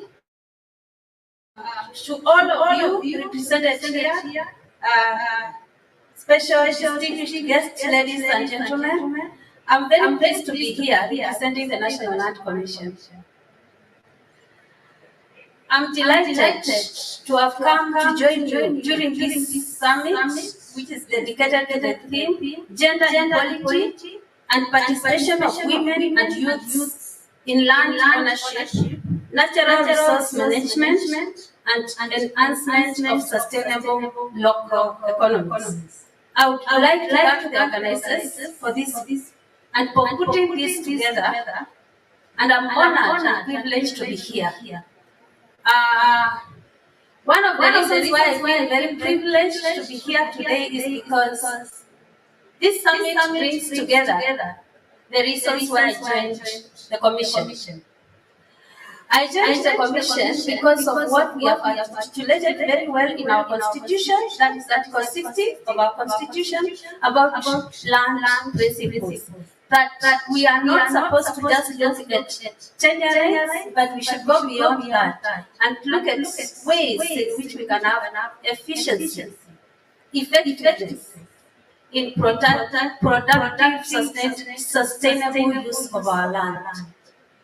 And I'm happy to be here today because we are looking at ways through which we can fast track the realization of these principles and secure rights of communities, and especially of our youth and our women. We are talking about owning land, but we are going beyond that, and we are talking about access to that land. Owning land, but being able to use it for economical purposes. Now, I see 4 areas in which we can have this discussion, in which National Land Commission is involved with different stakeholders. Number 1, the elimination of gender and discrimination in practice, in law, in policy, and also in what we always forget, which is the most important of all, cultural heritage. 2, the protections of our ecosystems and fragile areas, which are opportunities for us, which can be used to leverage our growth, but which are usually ignored. 3, the productiveness of our land. Every county has a lot of wealth in this country, but unless we focus on that and maximize on it, we cannot get far. We have the policies, and they are good. We have the constitution, it is good, but we say mambo kwa ground ni tofauti. Here in this county, there's a lot of wealth in conservancies, and I'm so happy to hear that communities are involved in this. 4, the community initiatives to resolve our disputes. I've already had discussion with the Deputy County Commissioner about a dispute which is ongoing here, and it centers around ownership. It centers around the use of land. And these disputes can delay that process. Distinguished guests, ladies and gentlemen, as we all know, land in community land area is 60% of Kenya's land mass, and it's on 5 million persons. Now, how is the Commission involved in the realization of what is going to be discussed here today and tomorrow? Number 1, we oversight registration of title, and one of the projects that we have concluded is a research project in partnership with some of you. Is going to be discussed here, and that is the transition of group rights to community land. It has come with its problems. We only have 2 of what used to be the community land here, and we are talking of 9 parcels which have been registered, and we have only 22 of group land which have transited, and I think that's a very good number. You can give yourself a big clap. The reason why I'm saying that is because this is only 14% of the group branch land is supposed to have transited. I've been to several counties like Kwale and others where this transition has not taken place, and the losses to people is immense because there's a lot of economic change going on, a lot of projects going on, and sometimes even in compensation, it's hard to know who is to be paid. This delays government projects, and also it delays the people who own the land from moving forward. So that is something I hope it can be discussed during these 2 days. The other area which the Commission has responsibility in the Constitution is to oversight planning. Planning is important in this area because it will help to harmonize the land which is set aside for conservation of important ecosystems and their protection. It will also help to realize the land which is set aside for the communities for grazing and also for settlement. But this is not possible unless the structures of the leadership is harmonized. I had a interesting conversation today from those who are working in the ministry, and I realized that one of the problems which we usually have, and it's also here, is the harmonization of the people who are in charge of the conservancies and the people who are in charge of the community land. And the fact that they have realized this shows that we are a step ahead, and this is something which can be borrowed and used in all the conservancies. When this harmonization is there, then you come to realize that it's not just a question of having the land, but it's having the kind of leadership that is focused on what we are getting out of the land and for whose benefit it is. The other area that the Commission deals with is setting aside of land for investment. I don't know whether the county has had a discussion about setting aside land for industrial parks and agrarian land, like all the counties. And that is a discussion which the Commission is involved in. In fact, we have a seat in both the special economic zone and also the export processing zone, where I am privileged to serve. And that is a conversation we can have.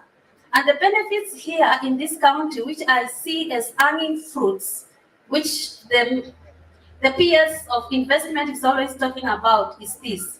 Our investors can be our own communities. Our investors can be our own youth. They can own the SMEs. And that is a conversation we can have with the county moving forward. And that is a discussion we can have in these 2 days. Finally, the other area which the Commission is focused in is the area of dispute resolution. Our Constitution is very good in this. It has recognized the community initiatives which need to be mapped out in every which have been resolving disputes even long before we had our law. If you read section 1 of our Constitution, Article 1, of our Constitution, it gives sovereignty to who? I'm sure some of you know. The sovereignty belongs to who? Good. To the people of Kenya, isn't it? Now, the other national government actors, judiciary, executive, legislative, they are only delegated. We are delegated to serve the people of Kenya. And with this realization, we have a Chief Justice who has fast-tracked the recognition of alternative justice systems. And I have the privilege of serving in the committee of the Chief Justice of the alternative justice system. And this is going to help a lot when we map out the actors in every county and come up with very clear, simple, and easy to follow legacies of solving disputes. Because when it comes to land disputes, for example, or investment kind of disputes, we are talking about the kind of disputes which are very complex, and the legacies to the court and the legacies to NLC and the legacies to the registrar and survey are very important. Otherwise, it becomes a task which is in vain. Lastly, distinguished ladies and gentlemen, I would like you to move forward with your deliberation, taking stock of these 3 very important points. Number 1, sensitization and empowerment of our communities is important, but now we need to move forward, realizing that the communities are at the center of the implementation of our law and our policies. And we cannot move forward unless sensitization includes mapping out what are these roles of the different actors in what we want to achieve. How are we going to link with them? And how is the community going to be linked to dealing with them? Number 2, the coordination of these different stakeholders. The national government has a role, NLC has a role, We have different commissioners who have a very important role, but then unless there is leakages in their work and the realization of the dreams of the people of this county, then our work will be in vain.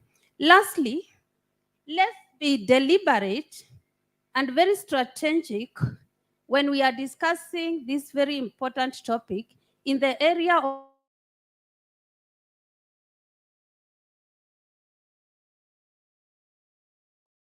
how we mainstream budgeting.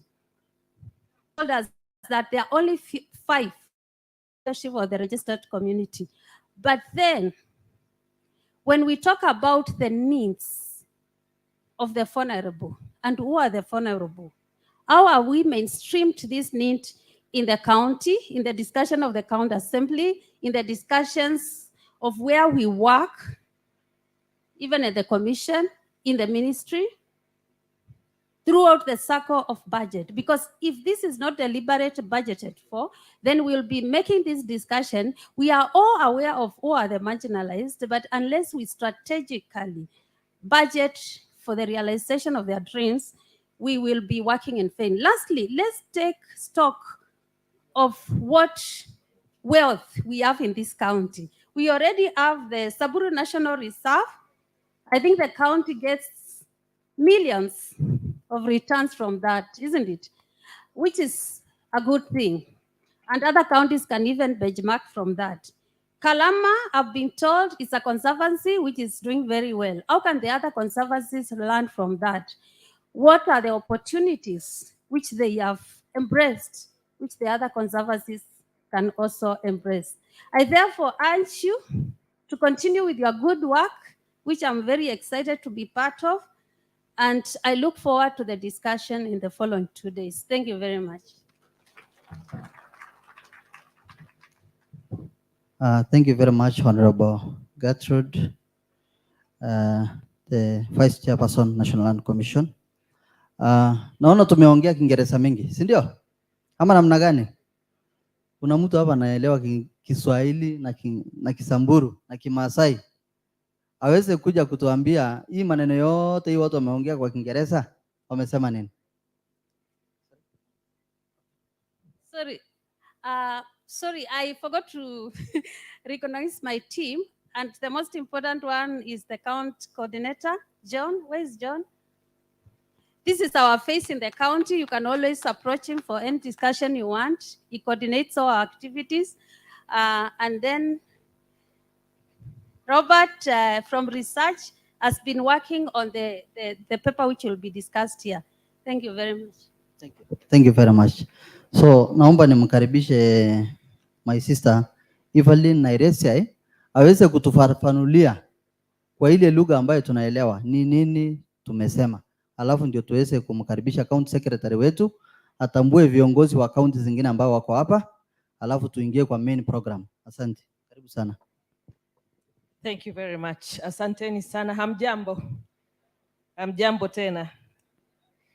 So nitachukua fursa ndogo tu kuzungumzia kidogo wenzetu ya kusema na sisi na pengine kwa lugha nyepesi ya Kiswahili ambayo tunaweza tukaielewa.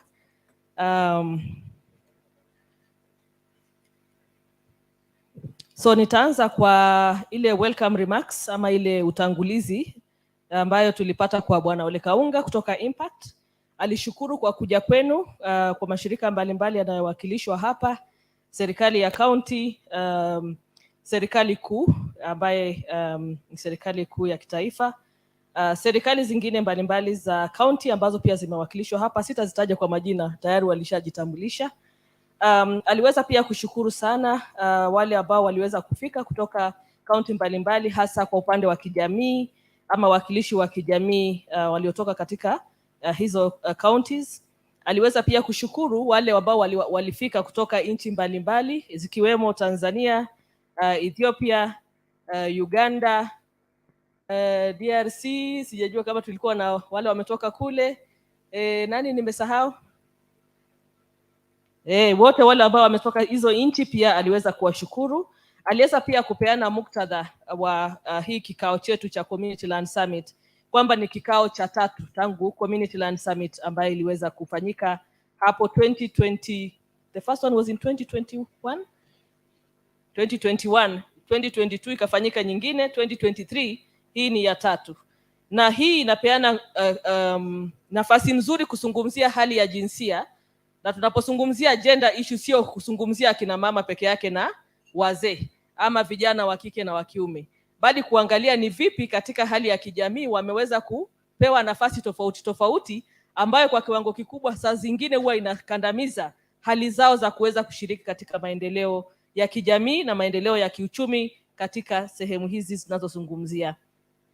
Tulipata nafasi pia ya kumsikiliza mwakilishi ambaye aliwakilisha vijana na pia shirika lake la Network Transforming Samburu. Huyo alikuwa Madam Silvana Lesuda ambaye alizungumzia kwa kirefu hali ya vijana na akina mama, na hasa aliweza kuzungumzia vijana na umuhimu wa kushiriki katika hali ya kuangalia masuala ya ardhi, na ni vipi pia kwa kuwahusisha kunawapa nafasi ya kuchangia maendeleo ya moja kwa moja, akiweza kuzungumzia pia kuhusu umuhimu wa kina dada na vijana wa kiume kushiriki katika maendeleo ya ardhi, na akasema hao ndio wanatupatia mwongozo, hao ndio wana nafasi nzuri ya kuhakikisha kwamba vijana hawajabaki nyuma, na hata wazee na akina mama wakiweza kutangulia mbele, wana uhakika kwamba kuna vijana wenye nguvu, na katika ushirikiano wa vijana wanaokuwa na wale ambao wako na nafasi bora za kufanya maendeleo ambao ni wazee pengine wa umri ama wa makamo, bado wana uwezo wa kushirikiana kwa pamoja ili kuleta maendeleo ya kijamii na kiuchumi. Aliweza kuzungumzia pia kwamba muktadha ama ile theme ambayo tunazungumzia ya maneno ya gender issues kwa upande wa conservation ama hali ya kutunza mazingira, hali ya kuweza kushiriki katika uongozi wa zile komiti ambazo zinafaa kufanya uongozi wa upande wa ardhi, kuhakikisha kwamba community land ama hizi ardhi ya kijamii imeweza kushirikisha pia vijana, na akaanza kusema kwamba ni muhimu kuweza kuhakikisha hayo yanafanyika. Madam Julieta ambaye aliwakilisha akina mama aliweza kuzungumza kwa kirefu, na aliweza kutilia mkazo umuhimu wa akina mama kutoachwa nyuma, na tunajua kwamba kwa ile ruwaza ya 2030 ama ile SDGs 2030 inasema kwamba nobody should be left behind, asija kabakia.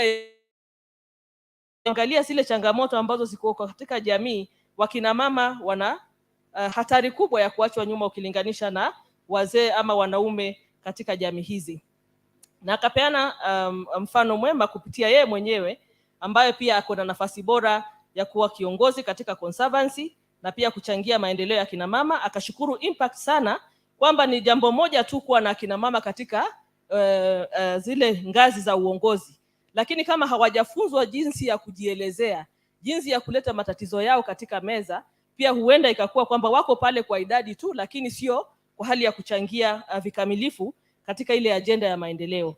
Lakini pia zile trainings ama hali ya mafunzo ambayo impact wamepeana, wameweza kufikia makubwa kwa upande huo. Na akaelezea kuna changamoto pia ambayo imejitokeza kwa upande wa usalama, na akasema usalama, wakati kunakosekana usalama ama insecurity, akina mama na watoto ndio huwa mara mingi wanaumia, na akasema kwamba ni jambo la kimsingi sana kuhakikisha kwamba mambo kama haya yameweza kushughulikiwa, na akasema kwamba anapongeza pia serikali ya kaunti kwa kuwa hali hii na serikali ya kitaifa wameweza kuishughulikia kwa kiwango cha kutosha. Na akasema wakati pia hizi hali zinatokea, wakina mama kwa upande wa kuachwa nyuma, pengine wakati wa kiangazi, kutafuta maji, kuni, kuangalia wanyama, pengine wale wameachwa nyuma, unakuta akina mama wameongezewa na kazi nyingi zaidi ya zile ambazo kufanya ama walikuwa wanazifanya hapo mbeleni. Wazee wamebaki nyuma, wanaume wamebaki nyuma, ama wamechukua majukumu mengine, hivyo kumlimbikizia kazi mwanamke kiwango ambacho hawezi kushiriki vikamilifu katika maendeleo. Tukapata Chief Officer Lands Mike ambaye alizungumzia pia I hope nimepata jina lako vizuri, utanisamee. Yes, aliweza kuzungumzia pia aliweza kumwakilisha the CEC Lands, na aliweza kuzungumzia kwa kirefu ama kwa kifupi kiasi kuhusu umuhimu wa kikao hiki, akisema ni kwa mara ya kwanza imefanyika hapa Samburu County, lakini akashukuru pia Impact kwa kuwa imeweza kupeana kuwa kielelezo kizuri ya kuleta jamii mbalimbali kwa mkutano kama huu, kutupatia nafasi ya kuzungumza. Na akasema kwamba nyingi ya jamii hizi pia ni jamii za ufugaji na pia zinahitaji sana kwa upande ya kina mama wasiachwe nyuma.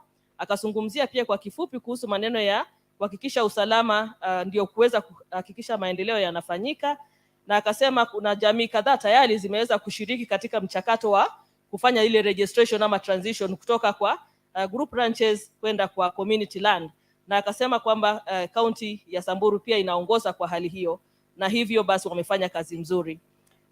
Tukapata pia mwelekezo kutoka kwa speaker ambaye alizungumzia kuhusu Samburu County. Jambo la kwanza alisema kwamba nashukuru kwa kushiriki katika kikao hiki na kuwa hapa Samburu County. Akasema kwamba kihistoria wanawake na vijana mara mingi huwa wanaachwa nyuma katika hali za kimaendeleo, lakini akatilia mkazo kujitolea kwa kaunti ya Samburu na kupitia ofisi yake kuhakikisha kwamba wanawake na vijana wamepewa kipaumbele katika maendeleo katika nyadhifa mbalimbali za uongozi.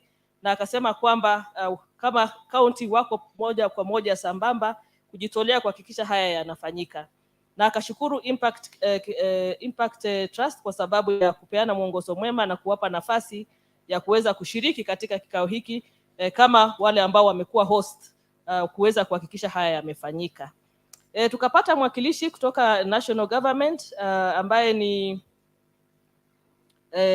DCC, Deputy County Commissioner, ambaye pia alisema kwa kifupi kuhusu umuhimu wa kikao hiki, na akasema kwa mara nyingi wakina mama na vijana huwa wana hatari za kuachwa nyuma, si kwa sababu tu wanataka pengine kuachwa nyuma, lakini huwa saa zingine wanakosa kujitokeza na kutarajia pengine watapewa hizo nafasi. Na akapeana changamoto kwamba wakina mama lazima waamuke, wadai nafasi yao katika hiyo meza ya uongozi na maendeleo, na kwamba wasikuwe na uoga wala kupata aibu. Akazungumzia pia ni muhimu kuhakikisha kwamba haya ardhi ya kijamii imeweza kwenda through the transitional process ama kutoka kwa hizo group ranches ama trust lands kwenda kwa hiyo new transition to community land. Na akasema kwa kufanya hivyo tunafungulia ama tunajiweka tayari na wazi kupokea maendeleo, na pale panapotokea changamoto za mzozo mbalimbali ni vizuri kuhakikisha kutumia njia mbadala ya kusuluhisha mizozo ambayo inahusiana na ardhi badala ya kwenda kotini. Kwenda kotini uende kachukua muda mrefu, na hali kama hiyo utatiza maendeleo ama kunyima nafasi ya kufanya maendeleo kwa upande wa county government na shirika serikali kuu ya kitaifa. Tukaenda pia kwa NLC. Madam Gertrude alizungumzia pia kwa kirefu kuhusu kazi ya NLC, na kwa upande wa kazi za NLC na mambo aliyozungumzia alitupeleka moja kwa moja katika ile act ya constitution ama mchakato ule wa constitution katika article number 60 ile inazungumzia kuhusu principles za land. Na akasema kwamba NLC, National Land Commission, inajaribu kupitia njia zake mbalimbali kuhakikisha kwamba zile principles, jina la principles zinapotea, zinafuatiliwa, na anaona hiki kikao kinapeana fursa nzuri ya kuweza kuhakikisha kwamba wameweza kuendeleza ajenda zao na kuweza kusaidia jamii kwa maoni na kwa kulingana na kazi ambazo wamepewa na serikali. Wakazungumzia kwa mfano maneno ya kuhakikisha kwamba sheria sio sheria tu ambayo imeandikwa kwa makaratasi, bali ni sheria ambayo inaweza ikatumika practically, kwamba tunaweza tukahisi hiyo sheria imefuatiliwa pale kijijini, na kuhakikisha kwamba usawa majukumu na usawa kina mama na vijana pia umeweza kuangaziwa. Akazungumzia kwamba ni vizuri hali za mizozo ya ardhi kuweza kusuluhishwa, na akaelezea umuhimu wa ile AJS, Alternative Justice System ama Alternative Dispute Resolution, ambazo ni mbinu mbadala ambazo zinaweza zikatumika kusuluhisha ile mizozo kwa hali ya haraka na jamii kubaki zikiwa hali ya usalama badala ya kwenda kotini. Akazungumzia pia akasema hizi ardhi za kijamii zinachukua 60% ya ardhi yote Kenya. Kwa hivyo inamaanisha kwamba hizi ardhi ni muhimu, lakini pia uwezekano mkubwa wa kuchangia maendeleo ya kitaifa, kiuchumi na kijamii, na hivyo ni vizuri kuangazia kuhakikisha kwamba haya yamefanyika. Akasema kuna ile utafiti umefanyika ambaye mwenzake ataweza kutuelezea baadaye katika kikao tofauti kwa mkutano huu, ni kwamba ni 14% peke yake ambaye tayari imeweza kutoka kwa ile ngazi moja ya zile group ranches kwenda ngazi nyingine. Kama nimekosea utapata nafasi ya kurekebisha hiyo takwimu ambayo nimezungumzia. Na akasema kwamba ni muhimu kutambua kwamba ile land use planning, utaratibu ya hali ya vile ardhi inavyopata mpangilio, pia ni jukumu lao ambalo wako nalo kama NLC. Na akaweza kusema kwamba county governments ama serikali zetu za county zina majukumu makubwa kuhakikisha kwamba kuna ule mpangilio wa ardhi inavyotumika, ili kuweka sehemu ambazo ni sehemu za hifadhi kwa mazingira. Kuna zile sehemu zinahitajika kwa sababu ya mifugo na malisho, na pia kuna sehemu zile zitahitajika kwa sababu ya kuweka pengine sehemu za makazi za wale communities ambao wanaishi pale. Akazungumzia pia kwamba ni muhimu kuweka ardhi ambayo pia imetengwa ili kuvutia uwekezaji. Na hapa aliweza kutaja kwa mfano kwamba conservancies, zile conservancies ni sehemu muhimu za kuchangia maendeleo na kuhakikisha kwamba jamii imeweza kufaidika kiuchumi. Na pengine tutapata nafasi pia katika programu ya huu mkutano kuzungumzia ni vipi tunaweza tukajifunza kwa wale ambao wamefanya hiyo conservation vizuri, na akaweza kutaja kwamba zipo zile ambazo tayari zimeweza kuonyesha bidii na ukakamavu, na pia kuonyesha kwamba ubora wa kushirikiana ili kutimiza maendeleo kama hayo. Akaweza kuzungumzia pia kwa kumalizia, sijazungumza yote lakini nitasema tu kwa kifupi, kwamba lazima kuwe na kujituma, deliberate and strategic effort yani kwamba tuwe na hali ya kujituma, na serikali pia kupitia NLC wanajituma kuhakikisha kwamba kina mama na vijana wameweza kushirikishwa, na isikuwe kwamba wanasubiri kupewa hizo nafasi, ila pia serikali za county ziweze kufanya hivyo, serikali ya kitaifa iweze kufanya hivyo ili maendeleo yaweze kufanyika. So ninaomba msamaha kama kuna wale nimesijaweza kukuwakilisha vizuri, lakini hayo ndio nimeweza kukusanya katika taarifa za hapo mwanzoni. Asanteni.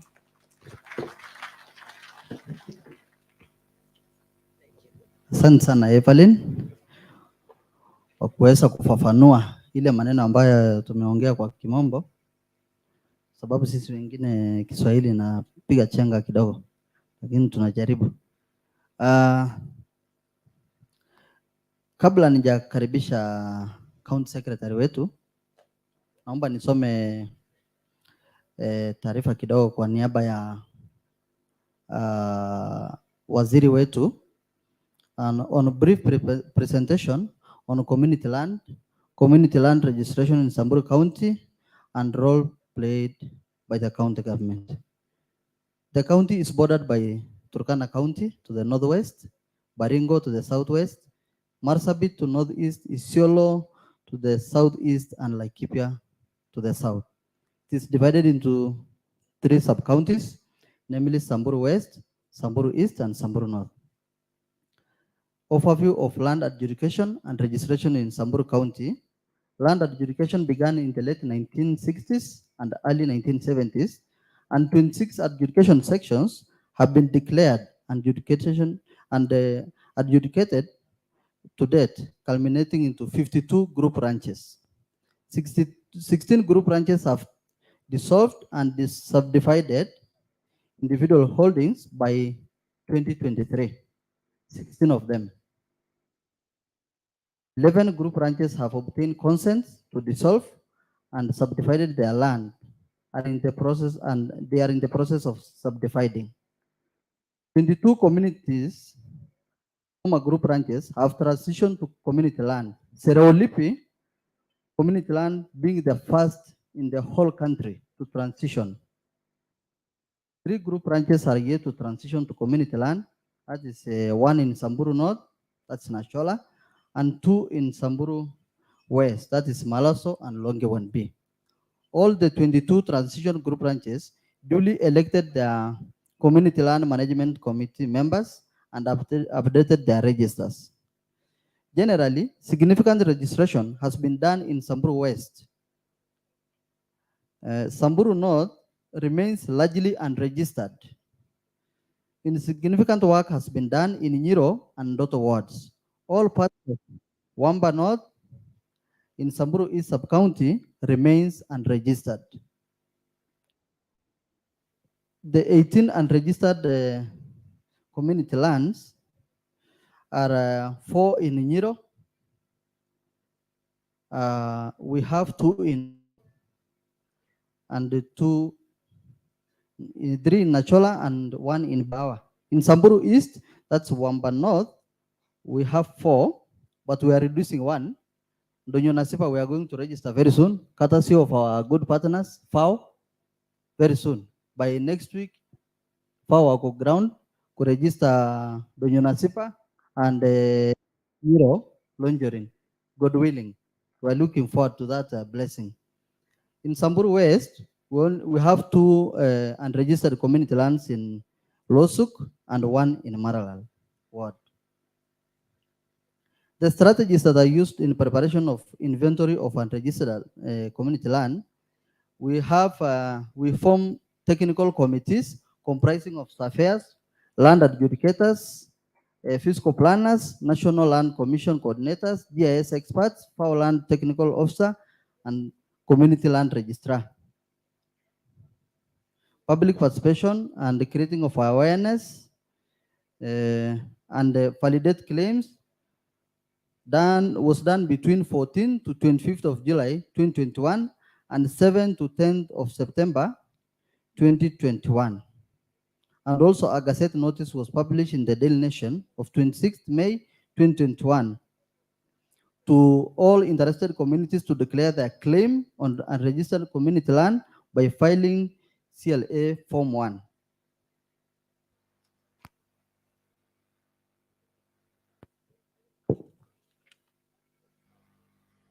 We have a summary of emerging issues. One, approximately 26.5%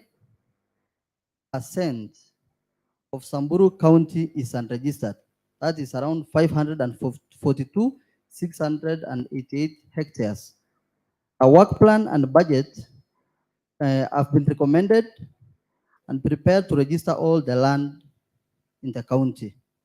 Samburu North Sub-County has the largest expanse of unregistered community land. Of concern is Nyiro Ward, which is entirely unregistered. No even one community land is registered in Nyiro.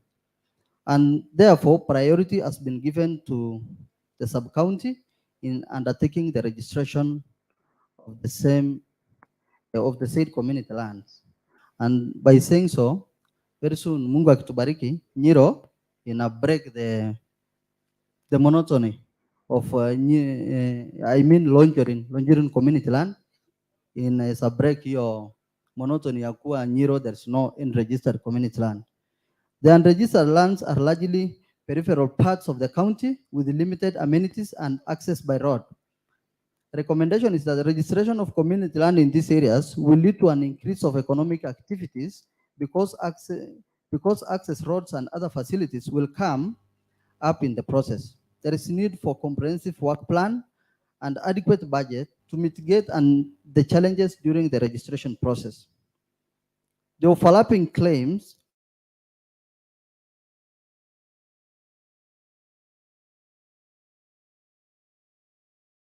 due to different approaches. For example, ethnic lines, clan boundaries, administrative boundaries is also one of the emerging issues, and it has been recommended that the claims be presented in line with administrative boundaries and cultural use.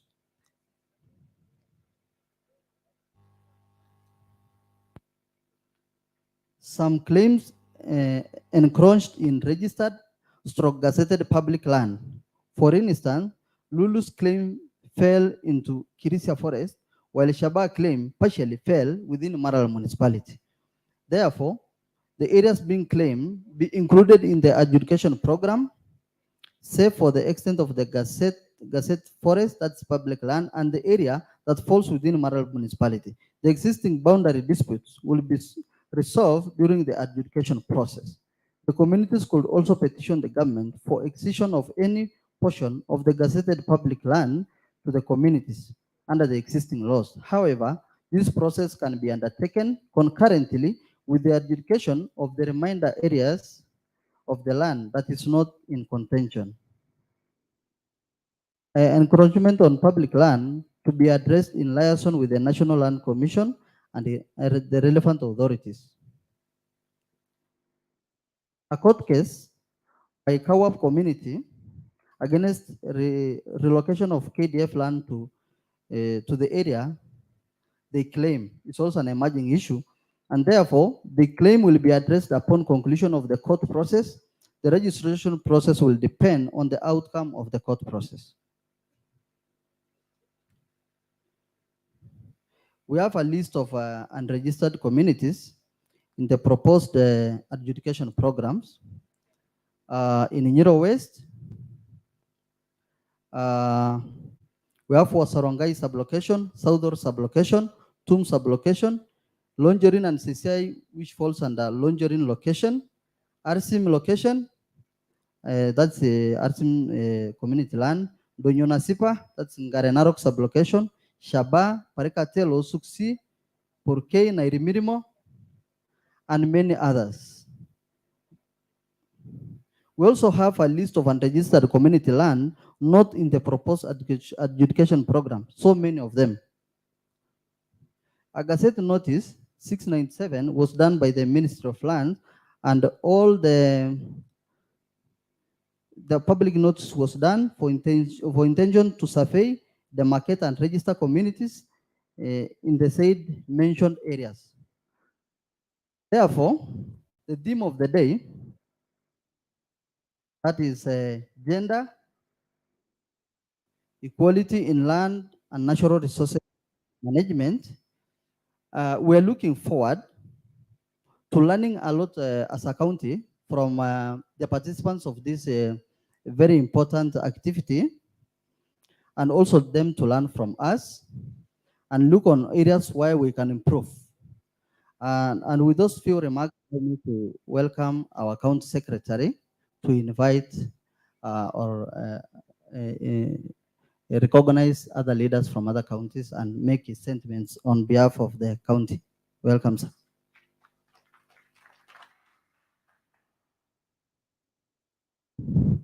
Yes, Amjambo. You look so gloomy. What could be the issue? Hebu, kama Mungu amekupea mkono, hebu tupigie Mungu makofi. Let's clap for the Lord. Other than that, clap for the Lord. Thank you.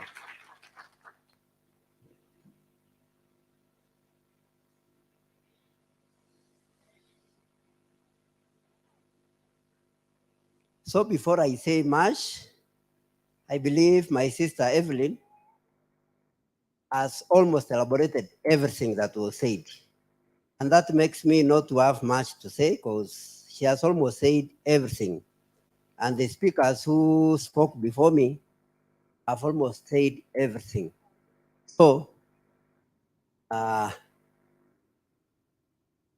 me therefore take this opportunity to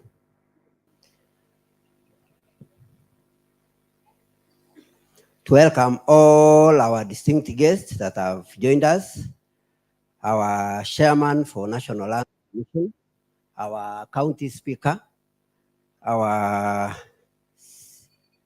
ministers present, the representatives from national government led by our beloved DCC, our CEOs, all delegate presence from different countries and different counties. I hope we have people from different countries and also different counties. We welcome you all. So let me greet all of you. Good afternoon. Good afternoon once again. Yeah, it is a discussion forum where people should be free and ready to discuss. So with us, we have, or before I say much, let me pass the apologies of my boss, the governor. I'm standing in for him. He was to join us, but due to some unavoidable circumstances, he could not have joined us. So receive his greetings. From the governor, Samburu County, Honorable Atile Lelit is greeting you. Anawasalimu, salamu ya governor yenu. Hamjambo kwa niaba ya governor. Yeah, wherever he is, I hope he is sad. So with us, we have some leaders that we may not have recognized that I want to recognize. Yeah, before I recognize the leaders I want to recognize, I want also to pass the apologies of the MCS from Samburu County, They were on a very tight program. They were not able to join us. So kindly receive their greetings too. And if there are fewer here, they can as well join the rest. So let me take this opportunity to welcome the MCAs from other counties who have joined us. We want to recognize them. And since our leaders will give them time to introduce themselves. So with due respect, MCAs that are around, kindly come to the podium just for greetings. We want to see you. Yeah.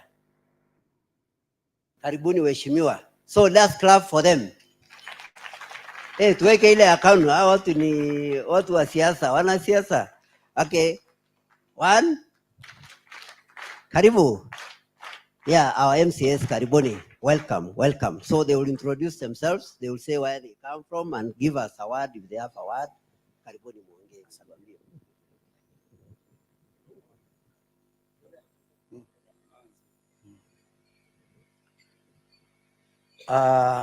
Honorable delegates, officials of the government, all protocols observed, ladies and gentlemen, good afternoon. My name is Honorable Retired Major Jilo. I'm the MCA for Kina Ward and the chairman of the Land, Roads, Physical Planning, Urban Development, and Housing. I would like to introduce, before we say anything, the MCAs that we have here.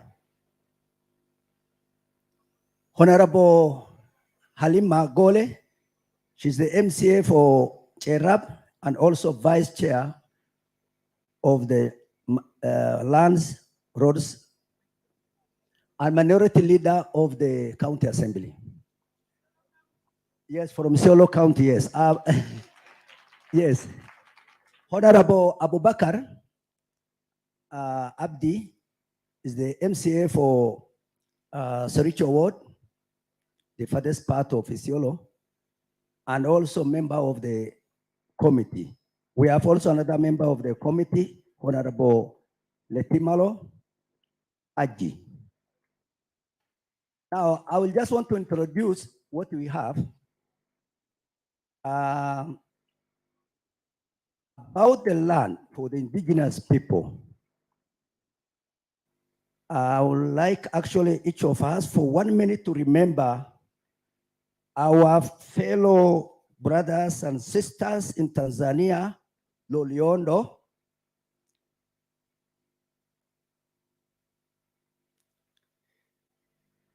Yes, we have to pray for our brothers and sisters in Loliondo. You know what has happened.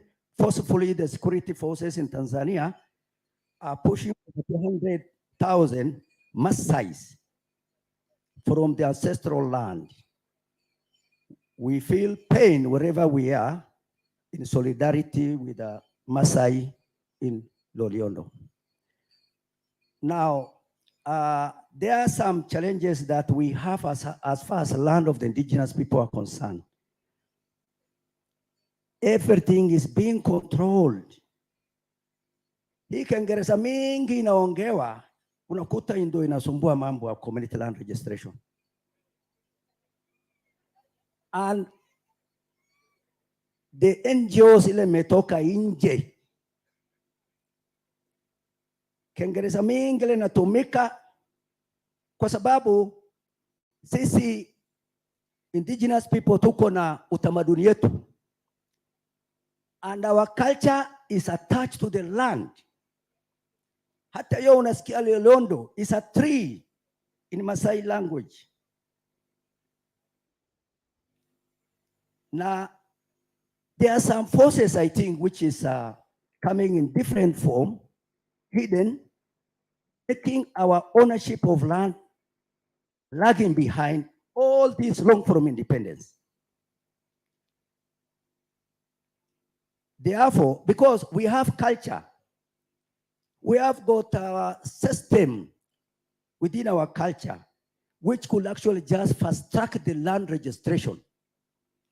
Like in here, the Land Act, we are told, if you do it in you know, we are pastoralists. If we do it in sub-county, oh, it is going to take a lot of time. When are we going to meet everybody? When elders come together from various parts of that sector of the community land, one represent actually the entire sector and bring back the resolution of that meeting. You don't need to have everybody under one kuweka yote chini ya hema kama hii ati ndio waelewane namna ya kuregister the land.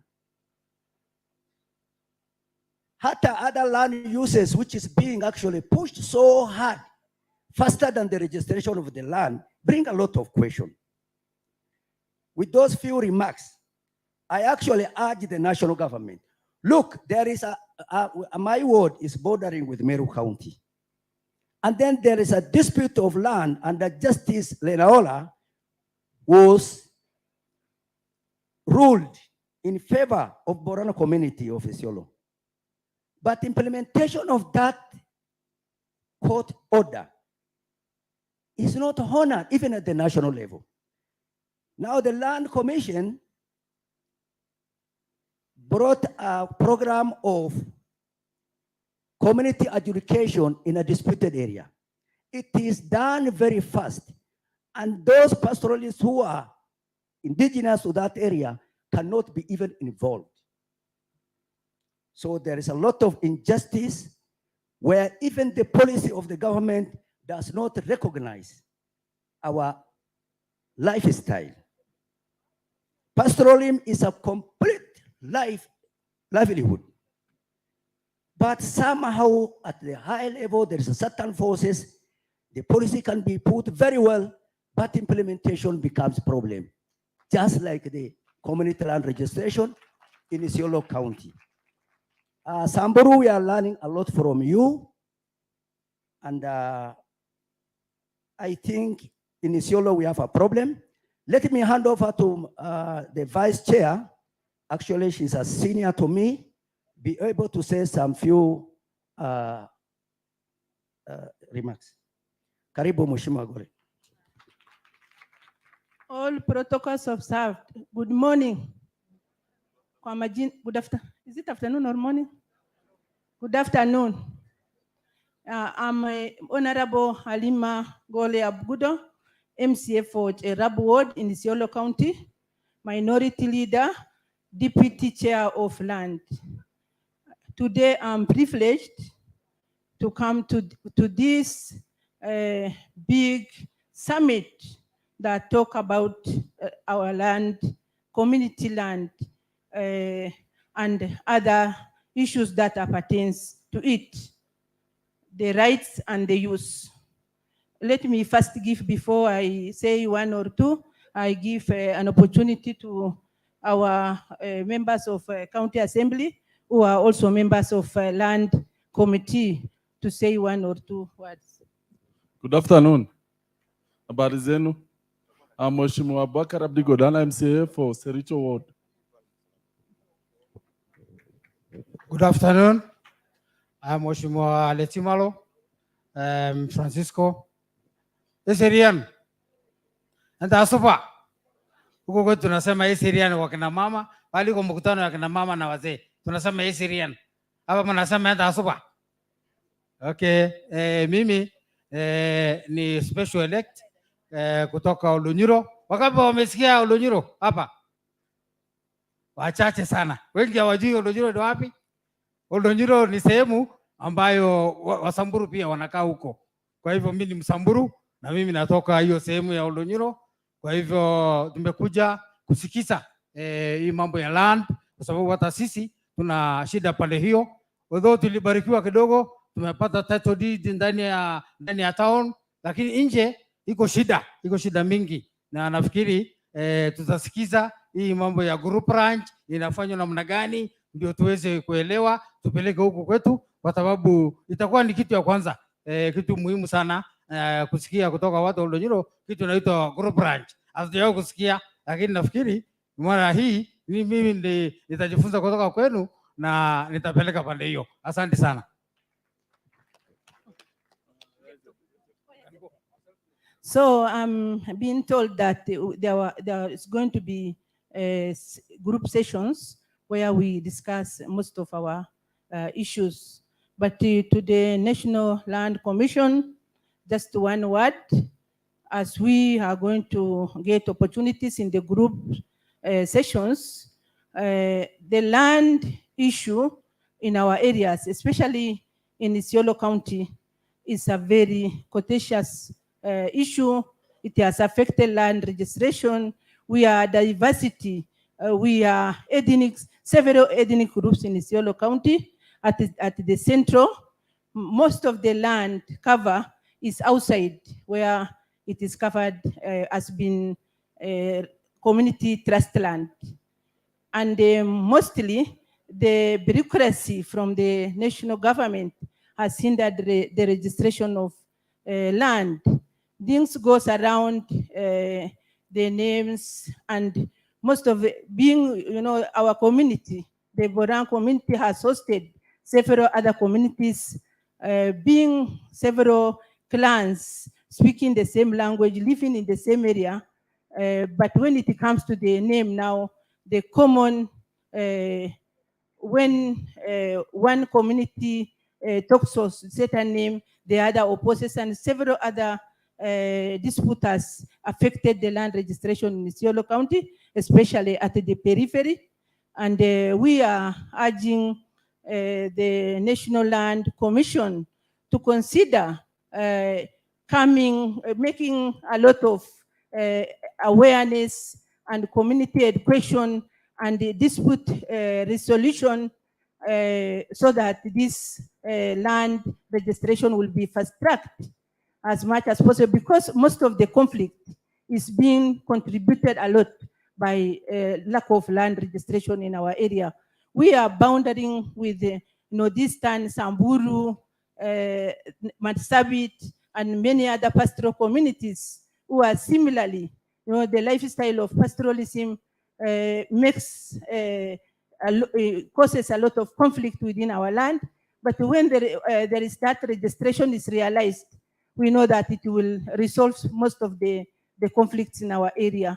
And we are urging to help us, those pastoral communities in northern areas, to be able to realize our security. It's good that you fast track this land registration and take it so serious. Thank you.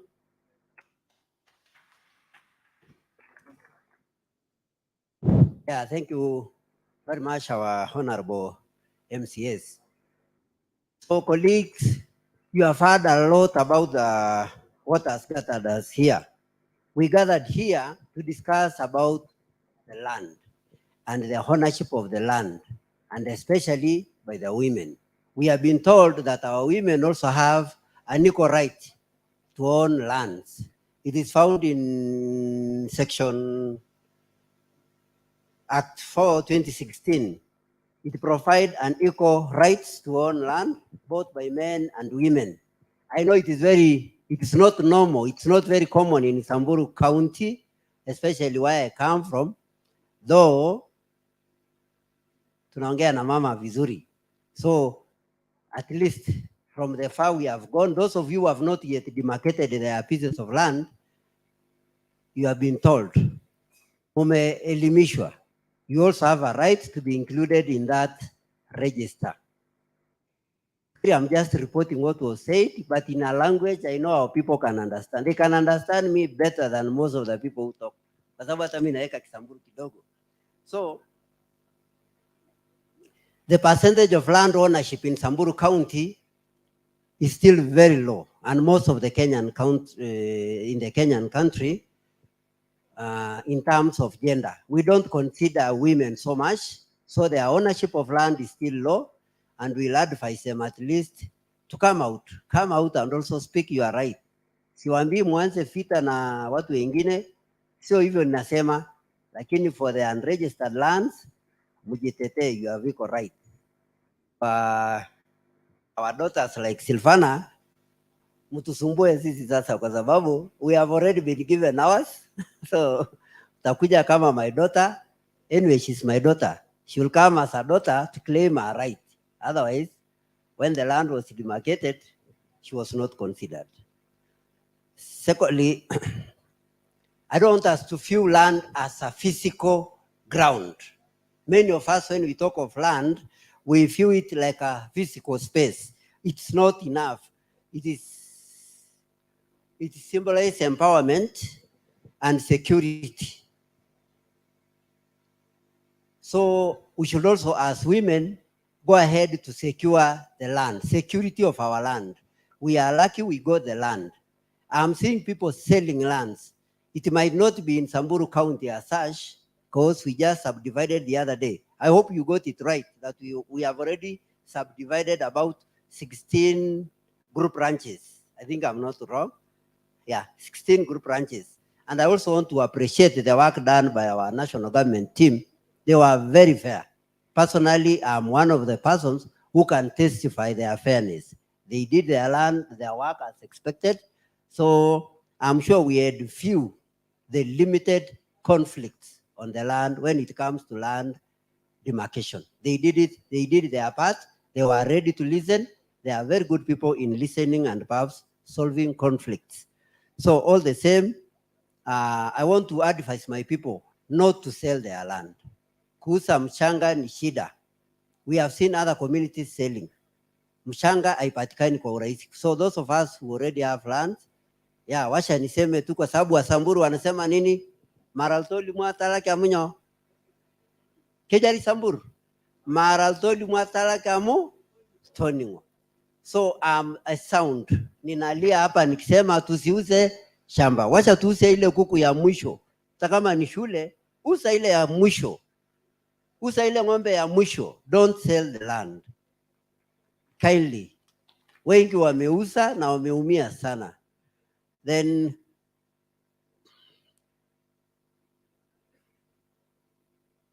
so when we address women land rights, it requires a collaboration between the government bodies and community leaders. As we said, we also have alternative law courts within ourselves.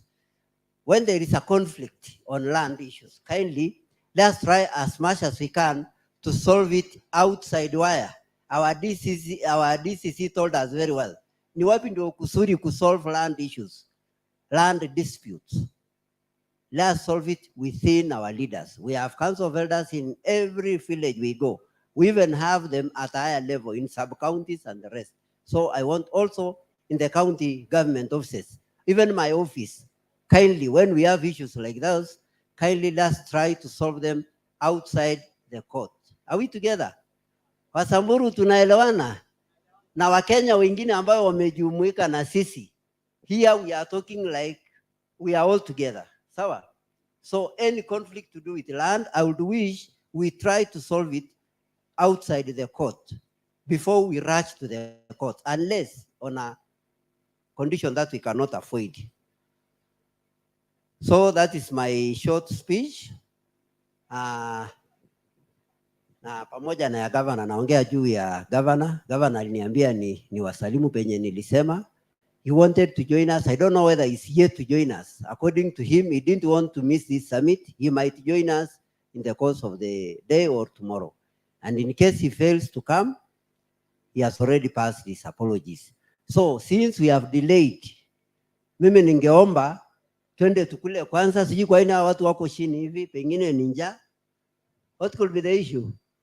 We are so down as much as we are trying to. So ningeomba the concern atupe ruhusa kwanza tukule. Check. Uendelee. Kindly. Asante sana, tumpigie Lesuda makofi. Asante sana Lesuda, County Secretary wetu. Asante, tuwashangilie hawa viongozi wetu ambao wametuzungumzia hapa. Asanteni sana. Concern kidogo ya kwamba tuko nyuma kidogo kwa wakati, tumechelewa. Na kwa ruhusa yenu, basi nitawapa ruhusa, mtaenda lunch na tea break. Mtacombine yote mbili. Mtakunywa chai mkikula. Mnipigie makofi. Kunyanga chai ukiwa unakula, saa 8 kamili ndio tunarudi hapa. Mnipigie makofi tena. Kabla ni wa release, tutaomba kwa sababu ya chakula na pia hiyo chai na group photo. Baada tu ya hapa nitawaruhusu waheshimiwa, nitakuja hapa kwa sababu ya photo session yenu yote. Niombe mtu mmoja kutoka Mandera atuombee, kutoka Mandera, Marsabit, Isiolo. Haya, kuja tu mwenye tu hapo karibu, wewe kimbia tu hapa kwa stadium. Haya, kuna mzee ako huko. Mzee, kuja tuombee. Na tutaketi tu kwa sababu ya group session. The photo, karibu sana, ndio tu mic hapa tuombee. Ombea chai na chakula. الحمد لله والثناء لله ثم الصلاة والسلام على رسول الله. اللهم ربنا آتنا في الدنيا حسنة وفي الآخرة حسنة وقنا عذاب النار. ربنا إننا ظلمنا أنفسنا وإن لم تغفر لنا وترحمنا لنكونن من الخاسرين. ربنا وآتنا ما وعدتنا على رسلك ولا تخزنا يوم القيامة إنك لا تخلف الميعاد. صلى الله وسلم على نبينا محمد وعلى آله وصحبه أجمعين. Amen. Viongozi wetu tafadhali tuweze kuteremka hapa kwa sababu ya photo session, na wale ambaye Evelyn nisaidie kunipangia hapa kwa sababu ya photo session. Nisaidiwe tu tafadhali viti tu hapa.